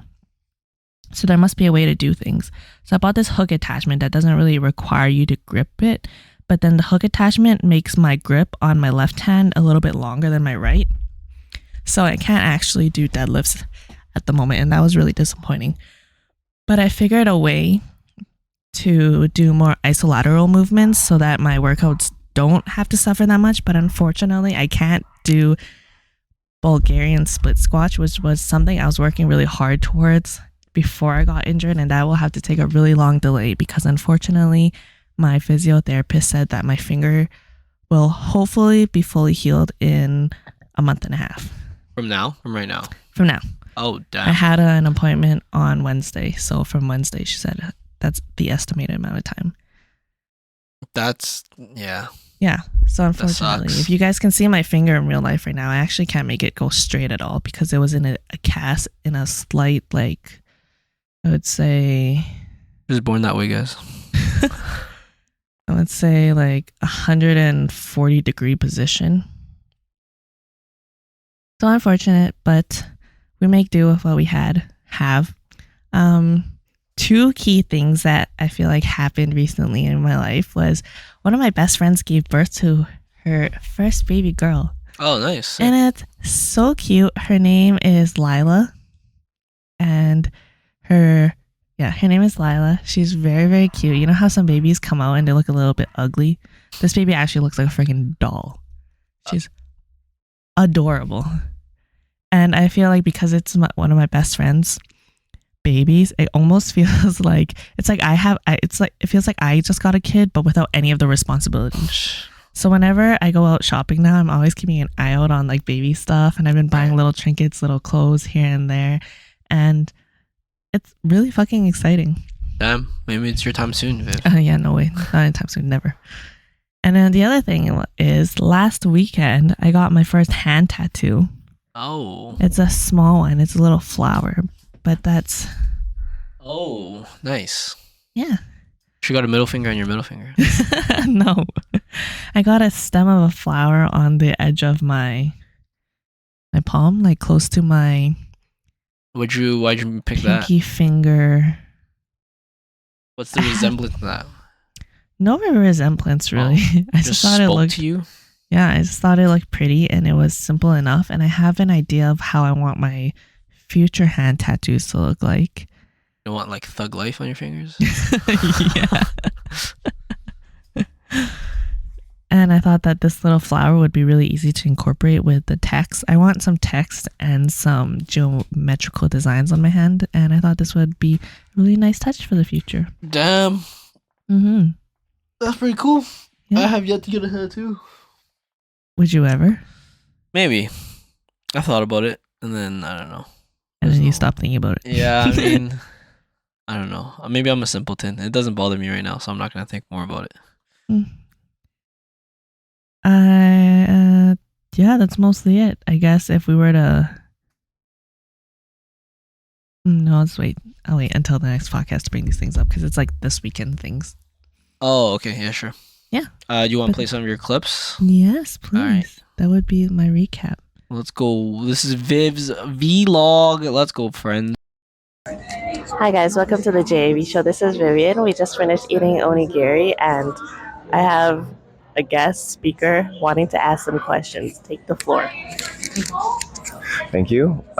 This is Rstar here. We're here interviewing some local Vancouverites to see what their opinions are on some of the local joints here. So what's your favorite spot to eat in Vancouver and why? Hi, I'm a local Vancouverite. I'm actually from the Burnaby area, so I can't really say, but you gotta ask one of my Burnaby boys. We take you to one. I could say it. Actually, don't know. All right, what's your favorite spot to eat in Vancouver? My favorite spot to eat in Vancouver would probably be Kook.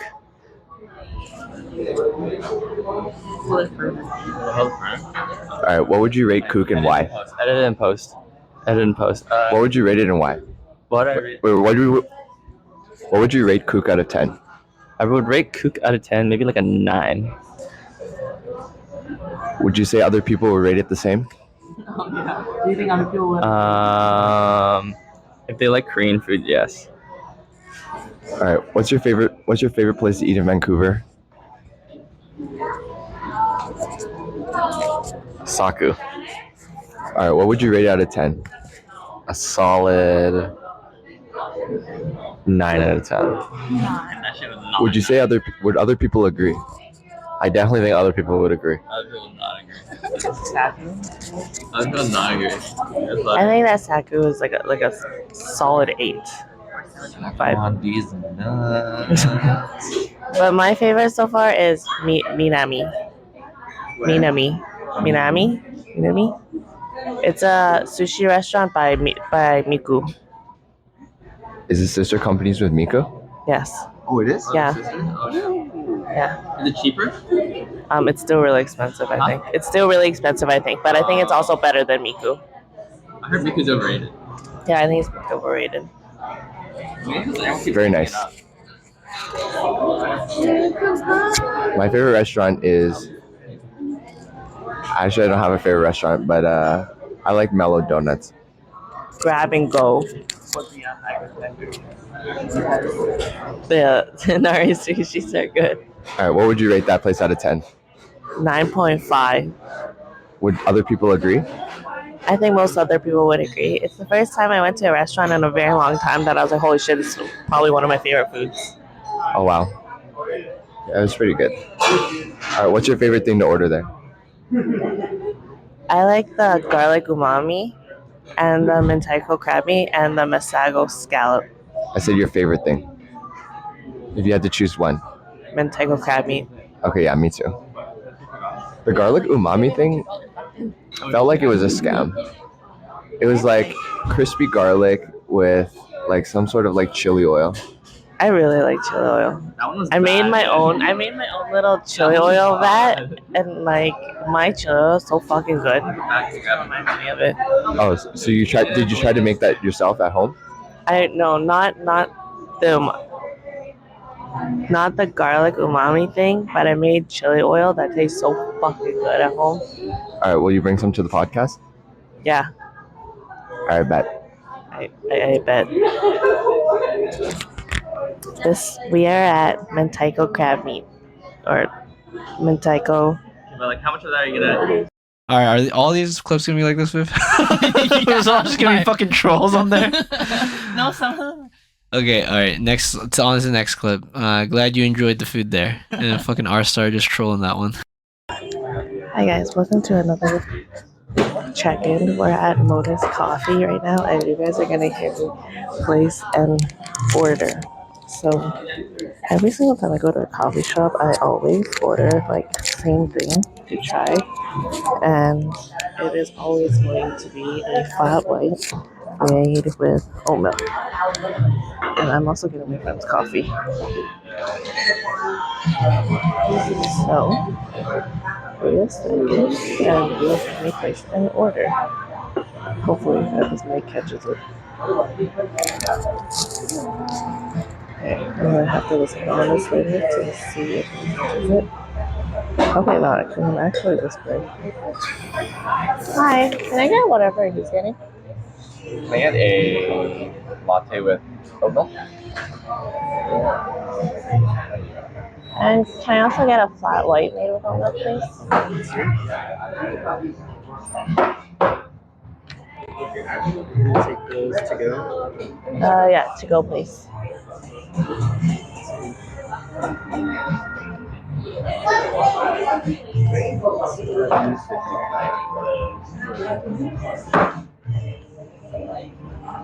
Thank you. And I just paid. Thank you. And that is how I place an order. Sit. Go ahead. No, I'm being a gentleman. That's okay, you don't have to. That's good. I can stand. Okay. And that's how I place an order, guys. Alright, that was the most useless clip in the world. I don't even know why the fuck you wanted to include that, Viv. When I was listening back to it on my phone, I could hear myself place the order, but I guess it's a little fuzzy. Alright, we'll see. If there's more of these clips, I'm axing this. Hey guys, we're at Elephant Creamery right now eating ice cream, and we got 2 flights, and the flights have Hong Kong milk tea, coconut sticky rice, coconut mango sticky rice, Vietnamese coffee,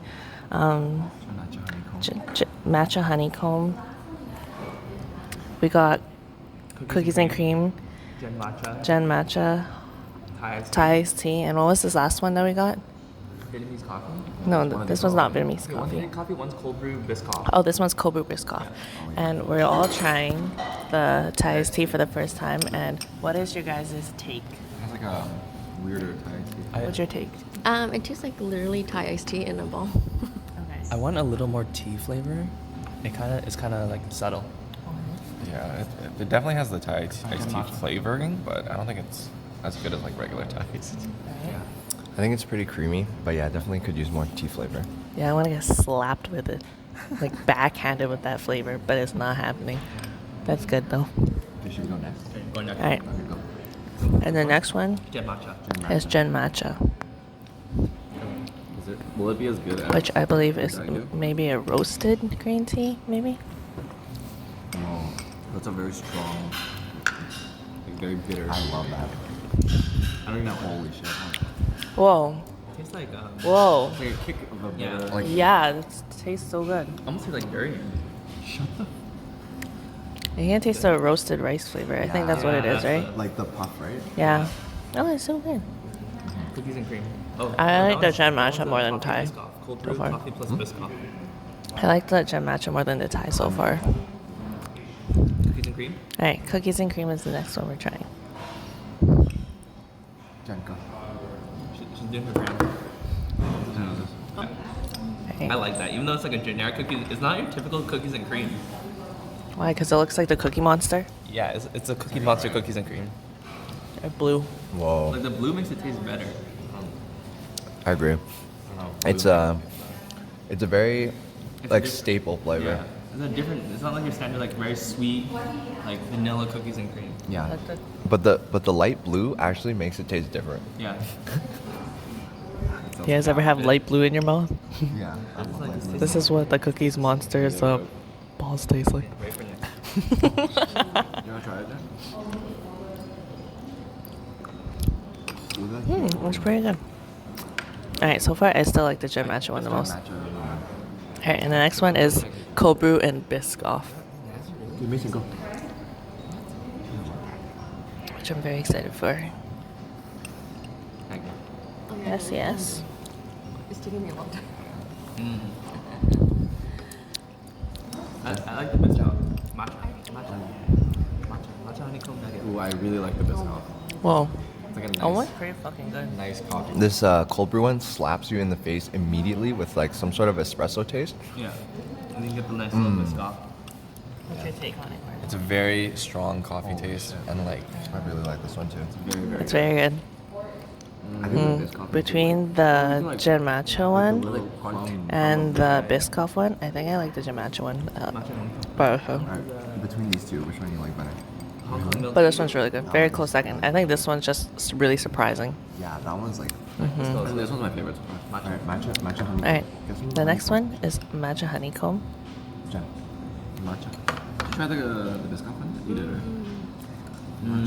Yo, the matcha honeycomb. Really? I like the matcha. It's good matcha. Go ahead, go ahead. Get some of the honeycomb. Ooh, the honey flavor. Yeah. I really like honey. I really like that. No, it's mango sticky rice. Mango coconut sticky rice. Why is the name so long? Whoa. Oh, it's pretty good. I don't even know how to rank I still like the gin matcha and then this cold brew and then that one. Cold brew is nice. And this one, this one. I'm gonna rank them at the end. So this is either Hong Kong tea, Hong Kong milk tea for sure. or Hong Kong. I think that's the I think this one's coffee. Nice coffee. Okay, Hong Kong milk tea. Alright, next one up, guys, is the Hong Kong milk tea. Hong Kong milk tea. Here's the Hong Kong milk tea. Gracias, senor. Literally I just want to get slapped in the face. I don't like the I aftertaste. want to get slapped in the literally face just the with Hong this Kong one. milk tea. I'm not a fan of the aftertaste. It's not strong enough. Little My light, opinion. but I kind of like it. I think there's like a really strong milk aftertaste. Like iced Vietnamese coffee. I kind of like this, but like at the very end, there's some sort of like waxy. Yeah, heavy milk, creamy flavor, right? Not bad. And Too much sticky rice. Sticky rice. No, you guys can go first. Go. Ladies first. Then go ahead. Jen, go ahead. Mango sticky rice. Your favorite. Okay. Alright.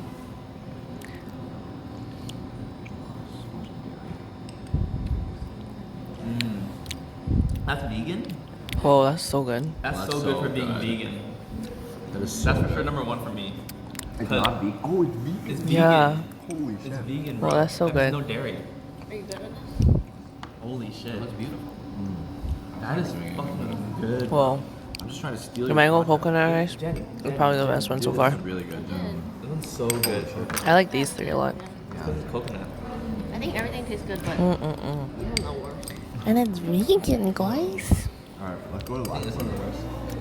Alright, last one is Vit Coffee. You love coffee. I love I did the Vietnamese mine. That's not my favorite. Go ahead. Ooh. It's a very strong beef coffee. Is it? Viet coffee? This is Viet coffee? Yeah. You don't like it? Oh, Whoa. really? Oh yeah. Whoa. I'm ranking it. They're pretty good. One. Two. Three. Three. Like all these are honestly kind of like About the same. yeah.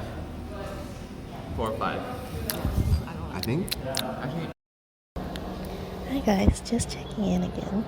So, right now we're trying to waste time before we go to our food reservation at the Dollar Shop, which is a hot pot place. And we have like an hour to kill, so we decided to go to Metrotown, and we're sitting in these massage chairs getting massages.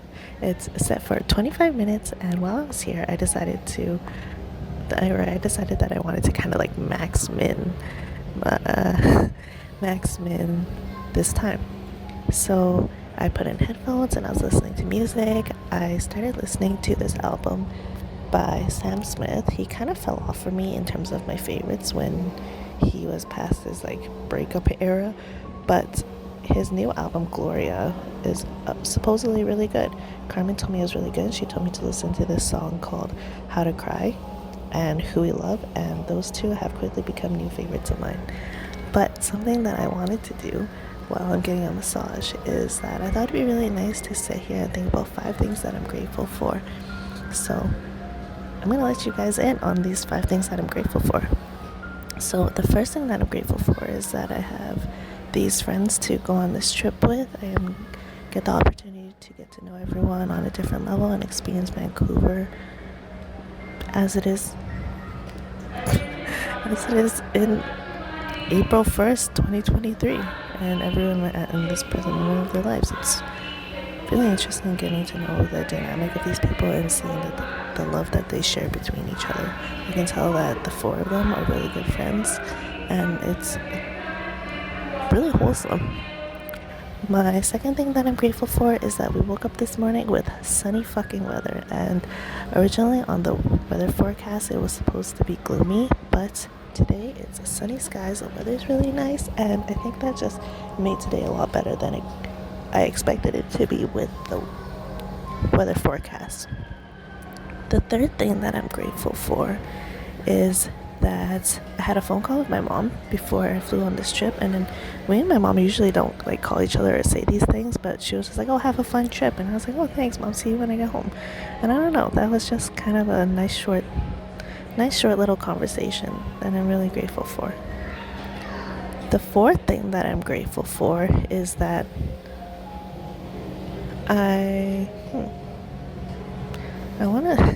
the first thing that came up in my head is that I bought my mom's Mother's Day card, and I'm excited to show it to her because I think that she'll think the flowers are really pretty, because my mom really likes flowers and the flowers are a little bit purplish. So I guess you can be grateful for these small little things. It's about the small things, isn't it? And I guess, yeah. My fourth thing would be I'm grateful that I found a card that I can write really nice things in for my mom's Mother's Day this year. The fifth thing that I'm grateful for would be, let me give me like 1 second to think about this. Oh, okay. So on the way here, there were a few experiences that made me reflect on my personal growth. And I am grateful that I am able to reflect and pull myself together, but I am able to reflect and notice the growth in my personal life. I guess without going into too much detail. We saw someone at a restaurant, and then I also heard a few songs that reminded me of certain situations in my life that would have made me really sad about a year ago or 2 years ago, but right now I feel pretty okay, and I'm happy, and reflecting on that was really nice to see the growth and how far I've come in the last year in terms of personal happiness. This massage, by the way, guys, is pretty cool. The seat part is in the shape of a U, like what you would expect a chair that allows you to shit in it at the same time to feel like, and it allows these little balls to massage each of your butt cheeks separately, and it feels really fucking nice. Anyways, I'm gonna go enjoy my massage, and I'll check in later. See ya. Hello. Okay, we're at the place where Keshi is performing. Okay. We're at the Thunderdome.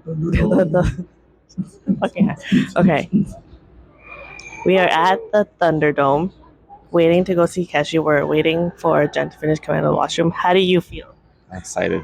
I'm ready to break my own heart. How about you? I'm ready to cry. Alright. How about you? Pretty excited. Just hoping he's gonna play the song that we're all hoping he's gonna play. What song is that? Do you know what song it is? Take a guess. All right, I'm gonna guess. If I guess right, then you owe me 5 shots. All All right, you don't guess. It's too soon. right, shit. All right, let's go. How do you feel? I'm scared. I don't know. I'm nervous. Scared? I'm nervous. Oh no. I don't know. It feels like I'm going to a rave, but not really. I know. I am also excited, and I also want to hear Too Soon. Oh. All right, see you guys. I'll check in a bit. Hi guys, welcome to another check-in for the pod. We're finding ourselves in downtown Byee right now. I am on Washington Street just walking around and just got Koi mochi donuts. Oh right, and also the other friends that I was with earlier, they left. They were only here for the weekend, and so I spent Sunday night and today, and we'll be spending tomorrow mostly alone, which I am so excited. One of the best days that I had last year was when I came to Vancouver and took myself on a solo date. So I was really excited to extend my trip this week and spend a lot of time alone just exploring the city and doing more things again. So as I was saying, hi guys, welcome back to the last installment of my Vancouver trip. Well, I guess this wouldn't be the last installment because I am actually heading back to Edmonton for a day, literally just a day, kind of to decompress and repack my bags, and then I'm flying back out the next day. Give me a second, I'm going to take a bite of my food.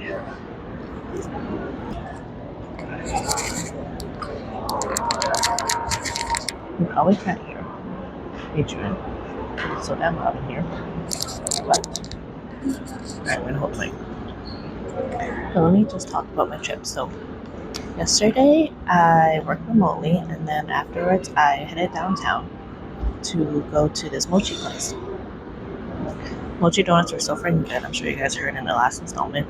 And then I went to Sushi Hill for my omakase. I was really excited for this entire trip because, yeah, like I said so many times before, my favorite day of last year is when I took myself on a solo trip, or a solo date. So I was really looking forward. Another bite. I was really looking forward to this omakase. The experience was really good. The food was really good. Honestly, one of the best things that they had was a freaking daikon, which I'm gonna go home and try to recreate that because it's a freaking veggie. How could they make it taste that freaking delicious? Another bite. Noelle surprised me with some mochis that I was planning on getting from this mall here, but good thing she got it because I'm running a little late. Or not late. More like I'm exactly on time. I don't have time to like go shop around.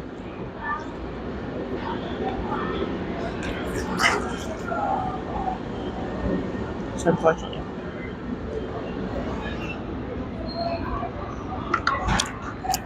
I hope you guys can hear me eating because that's what I'm doing between these little lulls and breaks. But so fortunately, Noelle got the mochi that I wanted to try to eat from inside Aberdeen Mall. We had it. It was so good. Definitely better than Rice Holic. I don't know why Rice Holic blew up because this place also has their own mango mochi, even though it's not like a whole piece of mango. Just go there instead. There's this Asian lady that's been circling my table. I think she wants some Byee sauce, guys. I think she's trying to hit on me.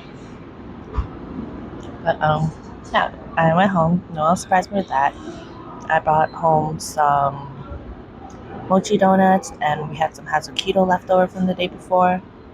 And then we got some ham yugos, which is like a mochi drink that Calvin picked up on his way over. And yeah, Calvin and Andrew came over. We all hung out and talked, and it was a really nice way to end the night. My last night. Anyways, I actually really want to eat those, not talk. So I'm gonna check in a bit. See you guys. Hello, everybody. I am just checking in. It is the last leg of, I guess, the first part of my trip. I am currently in an Uber on the way to the airport, and I am on my way home back to Edmonton for one day before I refresh, decompress a little bit, see my dog. I really miss Lumi a lot. Before I fly back out for, I guess, the second part of my Vancouver trip. I wanted to vlog my experience over the last few days and just kind of reflect on how this first part of my trip went. So, the first part of my trip, the plan was to go see Keshi with a few of my friends, and then I was going to have the next few days off by myself mostly. I was to stay at Lynn's place, or not was to, I stayed at Lynn's place, and we were to hang out whenever she was home, but we didn't really have any concrete schedule because she still has work and she still has her regular weekday schedule things. And I really wanted to spend a few days alone because, as I've mentioned a few times already, and as I've reiterated a few times, that one of my favorite days last year was when I was in Vancouver by myself and I took myself on a solo date, and I really wanted to experience that again because I think I'm just really enjoying my own company, and I love exploring places on my own and being able to reflect and experience things in a new light and in a vision that's not influenced by anyone else. And it's really refreshing, and it feels like I always come back with a refreshed mindset and that I have developed some personal growth whenever I go on these solo trips. So I was very excited for both parts of, I guess, this first part of the trip. The first part of the trip was pretty fun. We went to Cook first. Cook is always a great time for a Korean barbecue in Vancouver. If you guys ever want to go, they give you a shit ton of side dishes. It's very aesthetic, but also very, very tasty. My best Korean barbecue experience for sure. We went to Keshi on Saturday. My memory is a little blurry now because I have so much I want to update you guys on for the latter part of my trip, and I know I've already kind of documented a little bit of the first part, so I'm gonna make that part short and sweet. Keshi sounds great live. He sounds the exact same live as he does in his recordings, and it was a good time. I didn't think that scratch that. I didn't know as many songs as I thought I would. I felt kind of like a fake poser fan, but it was still a really good time. I think that one thing I learned from the first part of the trip, if I'm being a little bit honest, is that sometimes I was definitely put out of my comfort zone a little bit on this first part of the trip because my friends are all a lot closer to each other than they are to me. And I felt like I was a little bit out of my comfort zone in that sense, but I think it's a really nice thing to feel outside of your comfort zone once in a while. I used to be a lot more shy and introverted than I am now. I would say like 3 years ago or so. But I've really come to love and accept myself as an individual, or as a human, I would say. I feel like over the last few years, I've really developed this I feel like I've always been an independent person, but I feel like my independence has grown significantly in the last few years. And that comes with being a lot less shy and a lot less introverted. And there's nothing wrong with being introverted. I just felt like my introversion was attributed to me not being confident in what I could bring to the table and who I am as a person, and just allowing myself to be human. And something that really helped me abolish that shyness to just show up as who I am and be unapologetically myself in a good way, of course, if I'm having good intentions, is that I just accept myself for being human. We're all human in this world. Everyone's just trying their best in whatever way that they think is the best to carry themselves and to show up in a public setting. We all, I guess, kind of fake it till we make it. And that's a really forgiving mindset to carry that allows me to be a lot less shy in any situation. So it's been quite a while since I've been put out of my comfort zone in the sense of a social setting, and that was really refreshing. It's also kind of cute seeing like a group of friends be so close to each other that they all kind of mimic each other in ways that they don't even realize. Like a lot of them were matching on some days, or they have the same behaviors. I think it's really cute. It kind of makes me feel like sometimes I wish that I could have like a close friend group, because I'm kind of one of those people that if I click with someone, I click with someone. I don't really have a main friend group per se. I have best friends, but all my best friends, or I have one main best friend, of course. If you really look at the definition of best, then that's a singular spot. I have one best friend, but if I were to get married and have bridesmaids, I definitely have a strong 5 set of girls that I could depend my life on. And none of them hang out, but actually 2 of them have been getting closer lately, and I'm so excited for that because it feels like I'm starting to have my own little group. But anyways, besides that, it's really refreshing seeing a group of friends be able to stay connected for that long and for that strong. Anyways, for the second part of my trip, very exciting stuff, guys.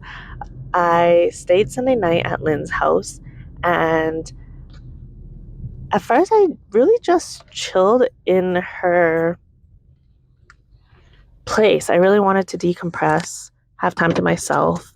As much of an extrovert as I am, and as much as I like going out, I also really appreciate my alone time and having time to decompress and just be without other people and without doing anything. So I mostly spent the night in. I left to go get food for dinner, and then I just came back right away. It was really nice seeing Lynn. We caught up, we laid in bed and just chatted with each other and just caught up. And I really like moments like this because it shows a genuine type of friendship where she genuinely feels like my sister. I love Lynn to death. We have matching tattoos, guys. It's really something. Yeah, it was really nice. And then one of my friends, he finished doing the vlog for my Calgary trip a few weeks ago when we went down for a supposedly attorney that half of us signed up for, but the co-ed division got canceled. So we went down for food and to have a good time with our friends, support our friends' men's teams games. And anyways, that friend, his name starts with A. I'll call him A. A created a vlog, and he finally finished editing the vlog. So we got on Discord with him and a few other friends that were on the vlog and watched it, and it was so cute. I really appreciate it when friends vlog our trips or vlog moments because it feels like, man, this friend really, really loves this friendship. Like they plan to vlog our hangout or this trip because they really wanted to memorize this, and it makes me feel really appreciated. So I really appreciate when friends do that. Thank you, A, for doing that. It's a really cute video. If you guys ever find it on YouTube, which you can't because it's unlisted, then you'll be blessed to watch it, I guess. And then the next day, I was really excited. I had an omakase booked for 1. I have never had omakase before, so I was really excited for this new experience. And it was amazing. It was a little pricey at $150 a person, but I probably won't do it anytime again soon. More so because, like, who do I think I am? But all right, I just realized it cut out somewhere, and I really hope it didn't cut out at the part where I want it to. Let me just check back in, guys. All right, so it didn't really cut out. Anyways, the omakase was great. One of my first dishes was a piece of daikon, and when I first saw that, I was like, holy shit, I'm getting ripped off. One of the courses is a freaking slice of daikon, but that daikon actually ended up being one of my top 4 favorites because it was infused with so much fucking flavor. I have never had a daikon where it was a very juicy and watery daikon. And of course, this one's juicy too. Apparently, I am kind of ass at using lapel mic, but let me continue what I was saying about the omakase. The daikon was really delicious. It honestly blew my mind. I never really had a daikon that was that full of flavor, and I'm definitely going to retry to create it. Another dish that I got was some oysters with some caviar on it, and that tasted really refreshing, really good. I need to stop using the word really. I tried to pay more attention to the depth of flavor that the caviar brought, and I think that after learning a little bit more about caviar, I was able to appreciate more. I was able to fuck shit. Alright, apparently I am ass at using a lapel mic. So it cut off again, but let me continue about what I was saying regarding my omakase experience. The daikon, absolutely bomb. One of my favorite dishes of the night. I was able to get some oysters, which were topped off with caviar on it. And in the last few months, I would say I've upped my knowledge on caviar. So I really try to pay more attention to the depth of flavor and the notes that the caviar brought and how it would elevate the oysters. And I feel like I appreciated the caviar a lot more than the first few times that I have tried caviar. So that was a really nice thing to experience once again.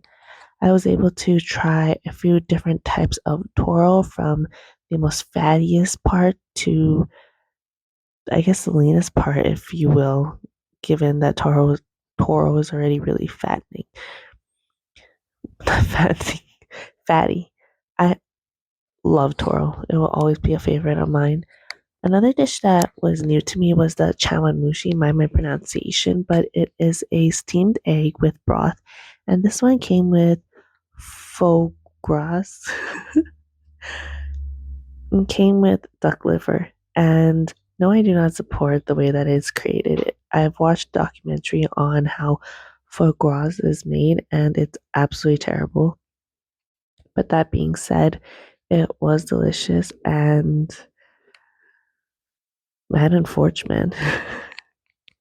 I got the chance to try A5 Wagyu, and it was actually a little bit disappointing. Perhaps we're spoiled by living in Alberta, and we have this thing called Alberta beef, but it didn't blow my mind like how I thought A5 Wagyu would.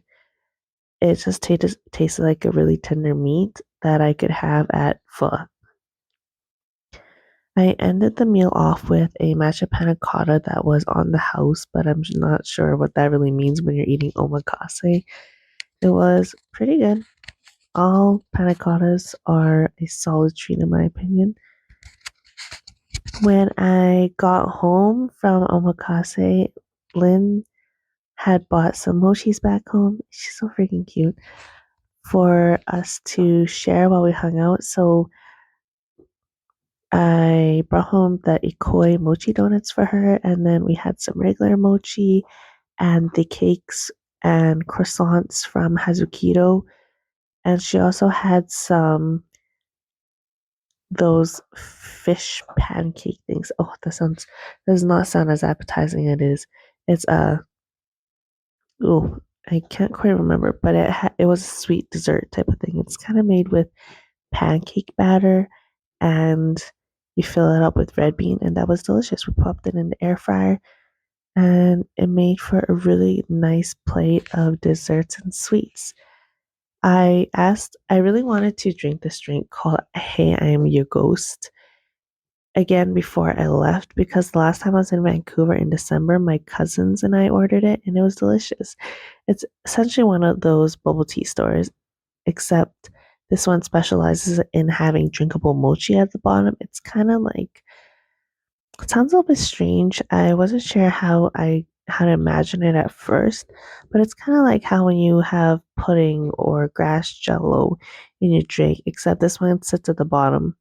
If you've ever had matchy matchy bubble tea before, they have panna cotta in the bottom of their bottled drinks, and it gave me somewhat the same experience, except it was a little bit chewy, which is pretty fucking cool.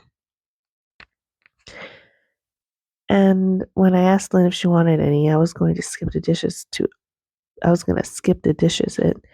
But she suggested that we ask one of her friends, which I've met a few times before, to bring it to us, like to go pick it up from that location and bring it to us. And he and another friend can come and chill with us. And that's what we did. We sat around her counter and picked at the desserts, had our mochi drinks, and it was a really nice, peaceful night.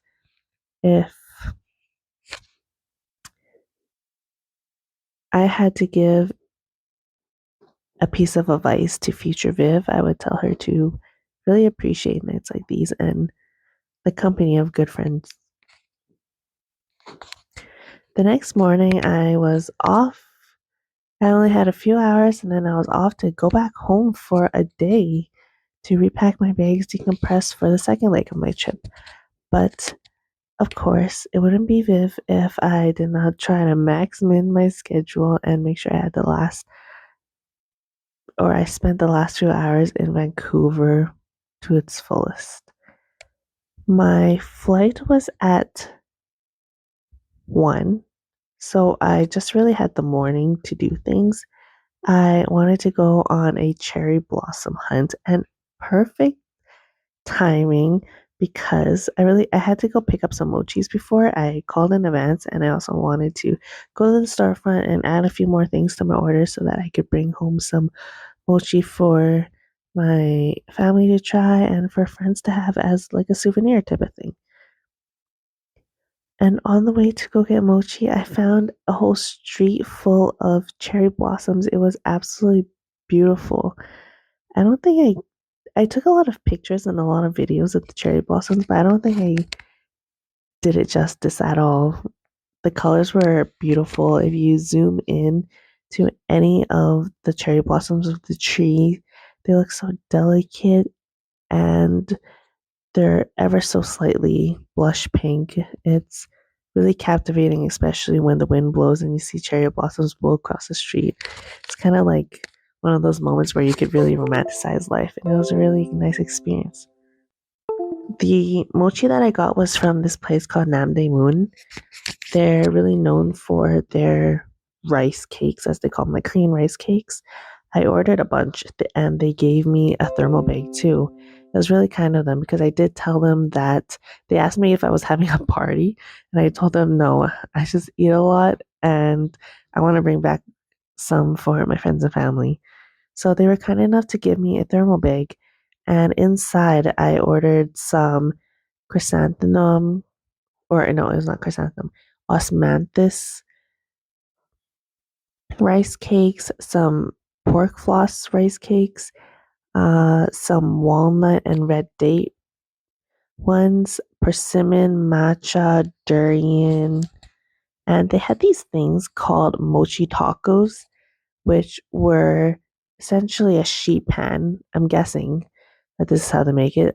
They make sheet cake in the flavors of matcha and chocolate, and then they use a circle cutter to cut out circle discs so that they can fold it in half and have it be like a taco shape. And inside they fill it with something that I'm quite new to actually. I realized this was in the walnut and red date rice cake as well, where they have two different kinds of mochi. One is a little bit more al dente, has a little bit more of a bite and a chew and elasticity to it. And the other one is more like a paste or a cream. But I can tell that they're both mochi by the way they taste. But I'm guessing the other one just has significantly more water and it adds a different texture for the full experience. So that being said, I got some osmanthus rice cakes back for my friends. I got some matcha mochi tacos, sorry, and some chocolate mochi tacos. And in hindsight, I regret not buying more because I only brought it for a couple of friends, but the night that I brought it at, there was a whole bunch of people playing volleyball that day, and I really wanted everyone to share, but it just didn't seem like it was enough. So note to self, if next time you buy something for everyone, it's kind of like what that teacher taught you in whatever year, whether it be 1 or 2, where people share sometimes and it feels really nice to share. I was really excited to go back and see my dog. I miss her so much. I always joke about how she has separation anxiety, but honestly, I do too. I just freaking missed her, and it was great being able to decompress, unpack, do laundry, really take a nice, hot, solid shower. I do take a lot of cold showers often, but it was nice to take one where I didn't feel guilty about wasting hot water before my other friends use it. But yeah, it was actually really lovely being able to decompress, be in my own space, go back to routine for a little bit before the second leg of my trip. My solo date went well, and the first leg of the trip. Alright, so it's been quite a blast on the first day of the second leg of my Vancouver trip so far. We landed sometime at night. I can't even recall anymore. I believe it was around 9 p.m. Huge gap. But it's been a long day and I am almost ready to go to bed. But to recap, oh my goodness, the nostalgia that being on the farm gives me, it's amazing. It feels like home. And when I say farm, it's because one of my relatives owns a farm in Nanaimo, and we have a family farmers market that I kind of grew up around. I spent all my summers and every single break in Nanaimo and Vancouver growing up until mid university. And so it really feels like home in other ways that I really miss and appreciate.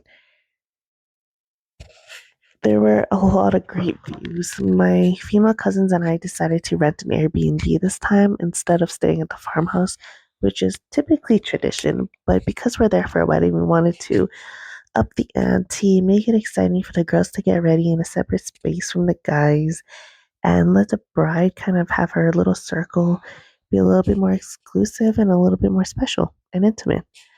So we stayed at a beautiful Airbnb that had wide windows and a view of the ocean, which was stunning. At night, it was fucking creepy as shit. Because, hey guys, have you guys ever heard of Slender Man or even just fucking crazy people? We were surrounded by trees and there were no street lights on the way up to the house. But in the morning, I was awakened by birds chirping, the sound of nature, slight rain, unfortunately, but a lot of nature, and it was really serene. It was a great morning to wake up to. The girls made coffee, we had breakfast together, scrambled eggs, spinach, tomatoes, high protein bagels. It was all delicious and a great start to the day.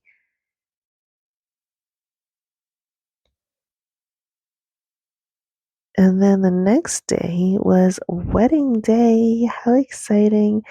It was pretty crazy because I was in charge of doing a lot of people's hair. I find it a commonplace during wedding season for me to be helping out some way, somehow with the bridal party or helping things move smoothly. And I gotta say, I do love it. It's really fun being able to help out a friend or, I guess, let yourself get lost in your art and in whatever you're doing that expresses your creative side. And that's really something I need, I realize. But yeah, it was really rewarding, really great to be asked even or considered to do a bunch of people's hairs and makeups. I started off with my cousin, then went up to another cousin. I guess it doesn't matter. I'm not going to say their names. I went to three other aunts, and then I had to do the bride's hair and my sister's hair, and eventually my own hair.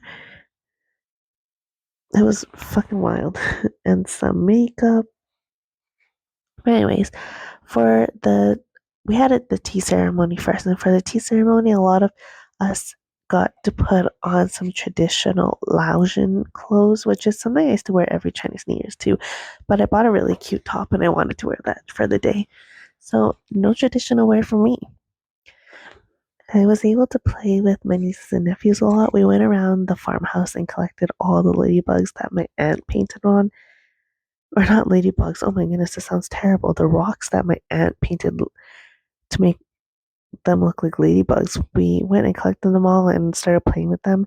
And that's when I realized that my imagination and span of creativity in that sense where I can play with kids and let the story move and twist and develop without much reason, rhyme or reason. I just didn't really have it in me. But the kids were cute. Absolutely missed spending time with them and laughing with them. My family is full of great chefs. There was so much amazing home cooked food when you're around anybody with my last name. And so that was delicious. One of the best wedding foods I've ever had, if not the best. And on the day of the wedding, it was beautiful. The bride and the groom and everything that was happening was beautiful. But unfortunately, this was an outside wedding and on the farm, and it rained. But I believe that the rain was actually an amazing thing because this is also the first wedding that I've been to, albeit it was raining. However, this was the first wedding I've been to where I did not see any wallflowers. I did not see anybody who at least on the surface seemed like they were too nervous to engage. And everything just felt so uplifting and happy. People would dance and introduce themselves to each other. And it was truly like that idea when you hear that those officiators or whatever they're called it say at weddings that this is not one side, this is not the groom side, this is not the bride side. These are two families getting together. And that's kind of how I felt. It was honestly beautiful, and I'm pretty thankful that it did end up raining that day. We took a bunch of photos, of course, with the bride, with my cousins here and there, ate great food.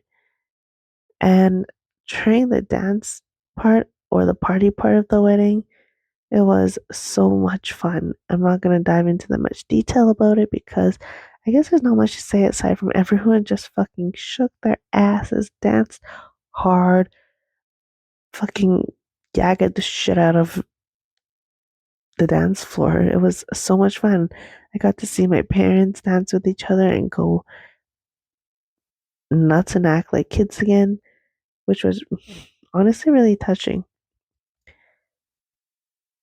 And I had a lot of heart to hearts with my cousins and just so much fun dancing. The next day, I slept in, so did a lot of people because we all partied pretty hard the day before. And we all said that we'd meet up at the farmhouse around noon so that we could all have lunch together. And it's pretty obvious what we would have. There's always steamed rice in a Laotian house. There was papaya salad, there was lap, there was this crab thing. Everything, a lot of the meals are spicy, but it was absolutely delicious.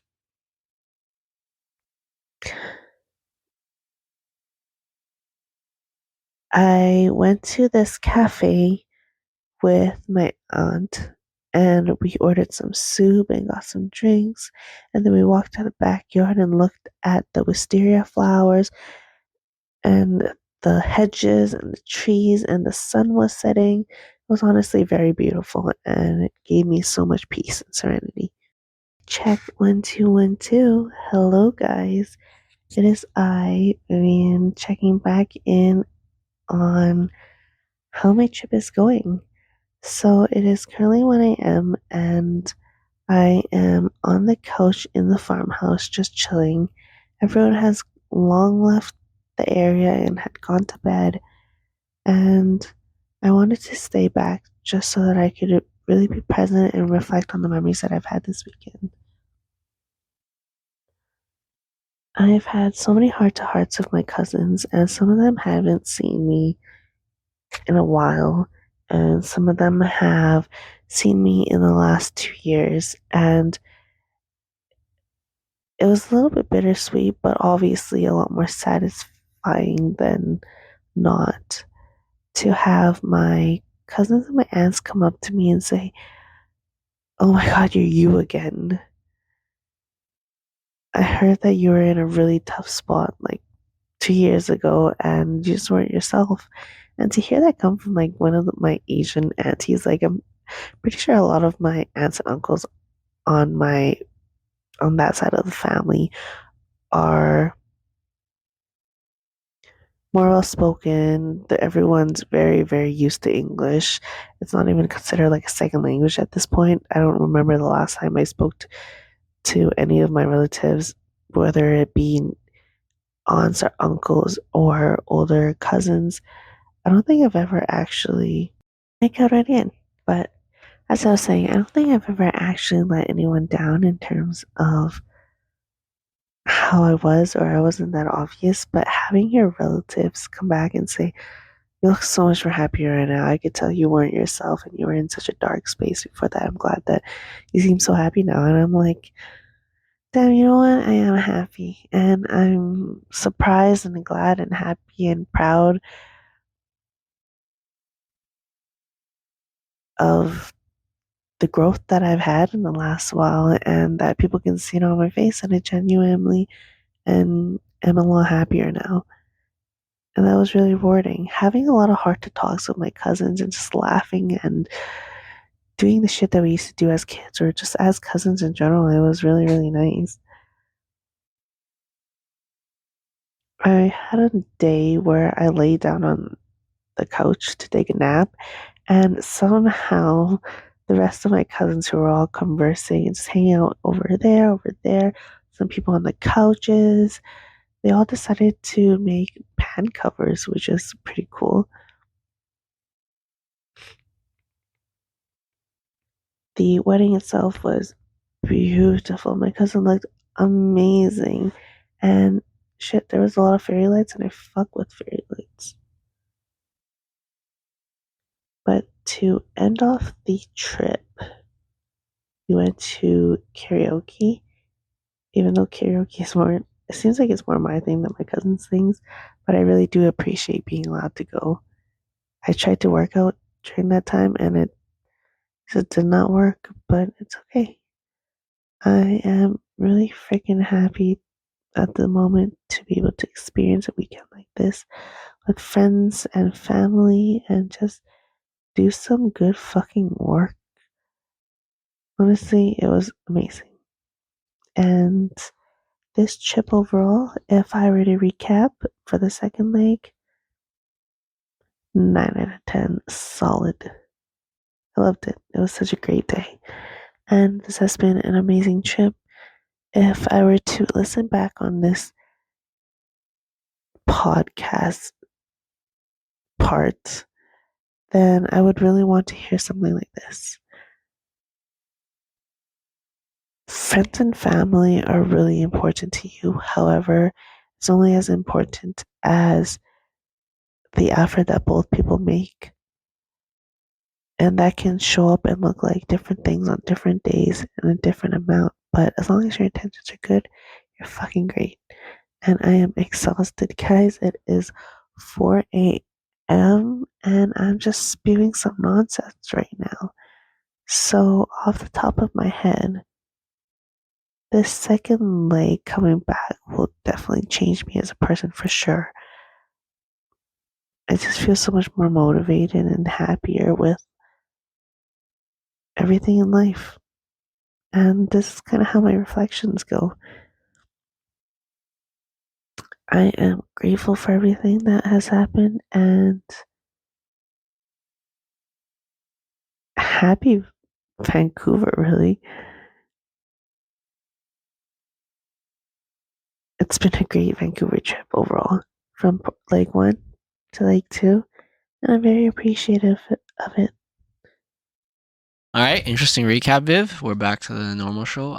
Yeah, I told you it was kind of like a personal vlog at the end of it versus a podcast. But I expose myself a lot on this podcast, so what's new?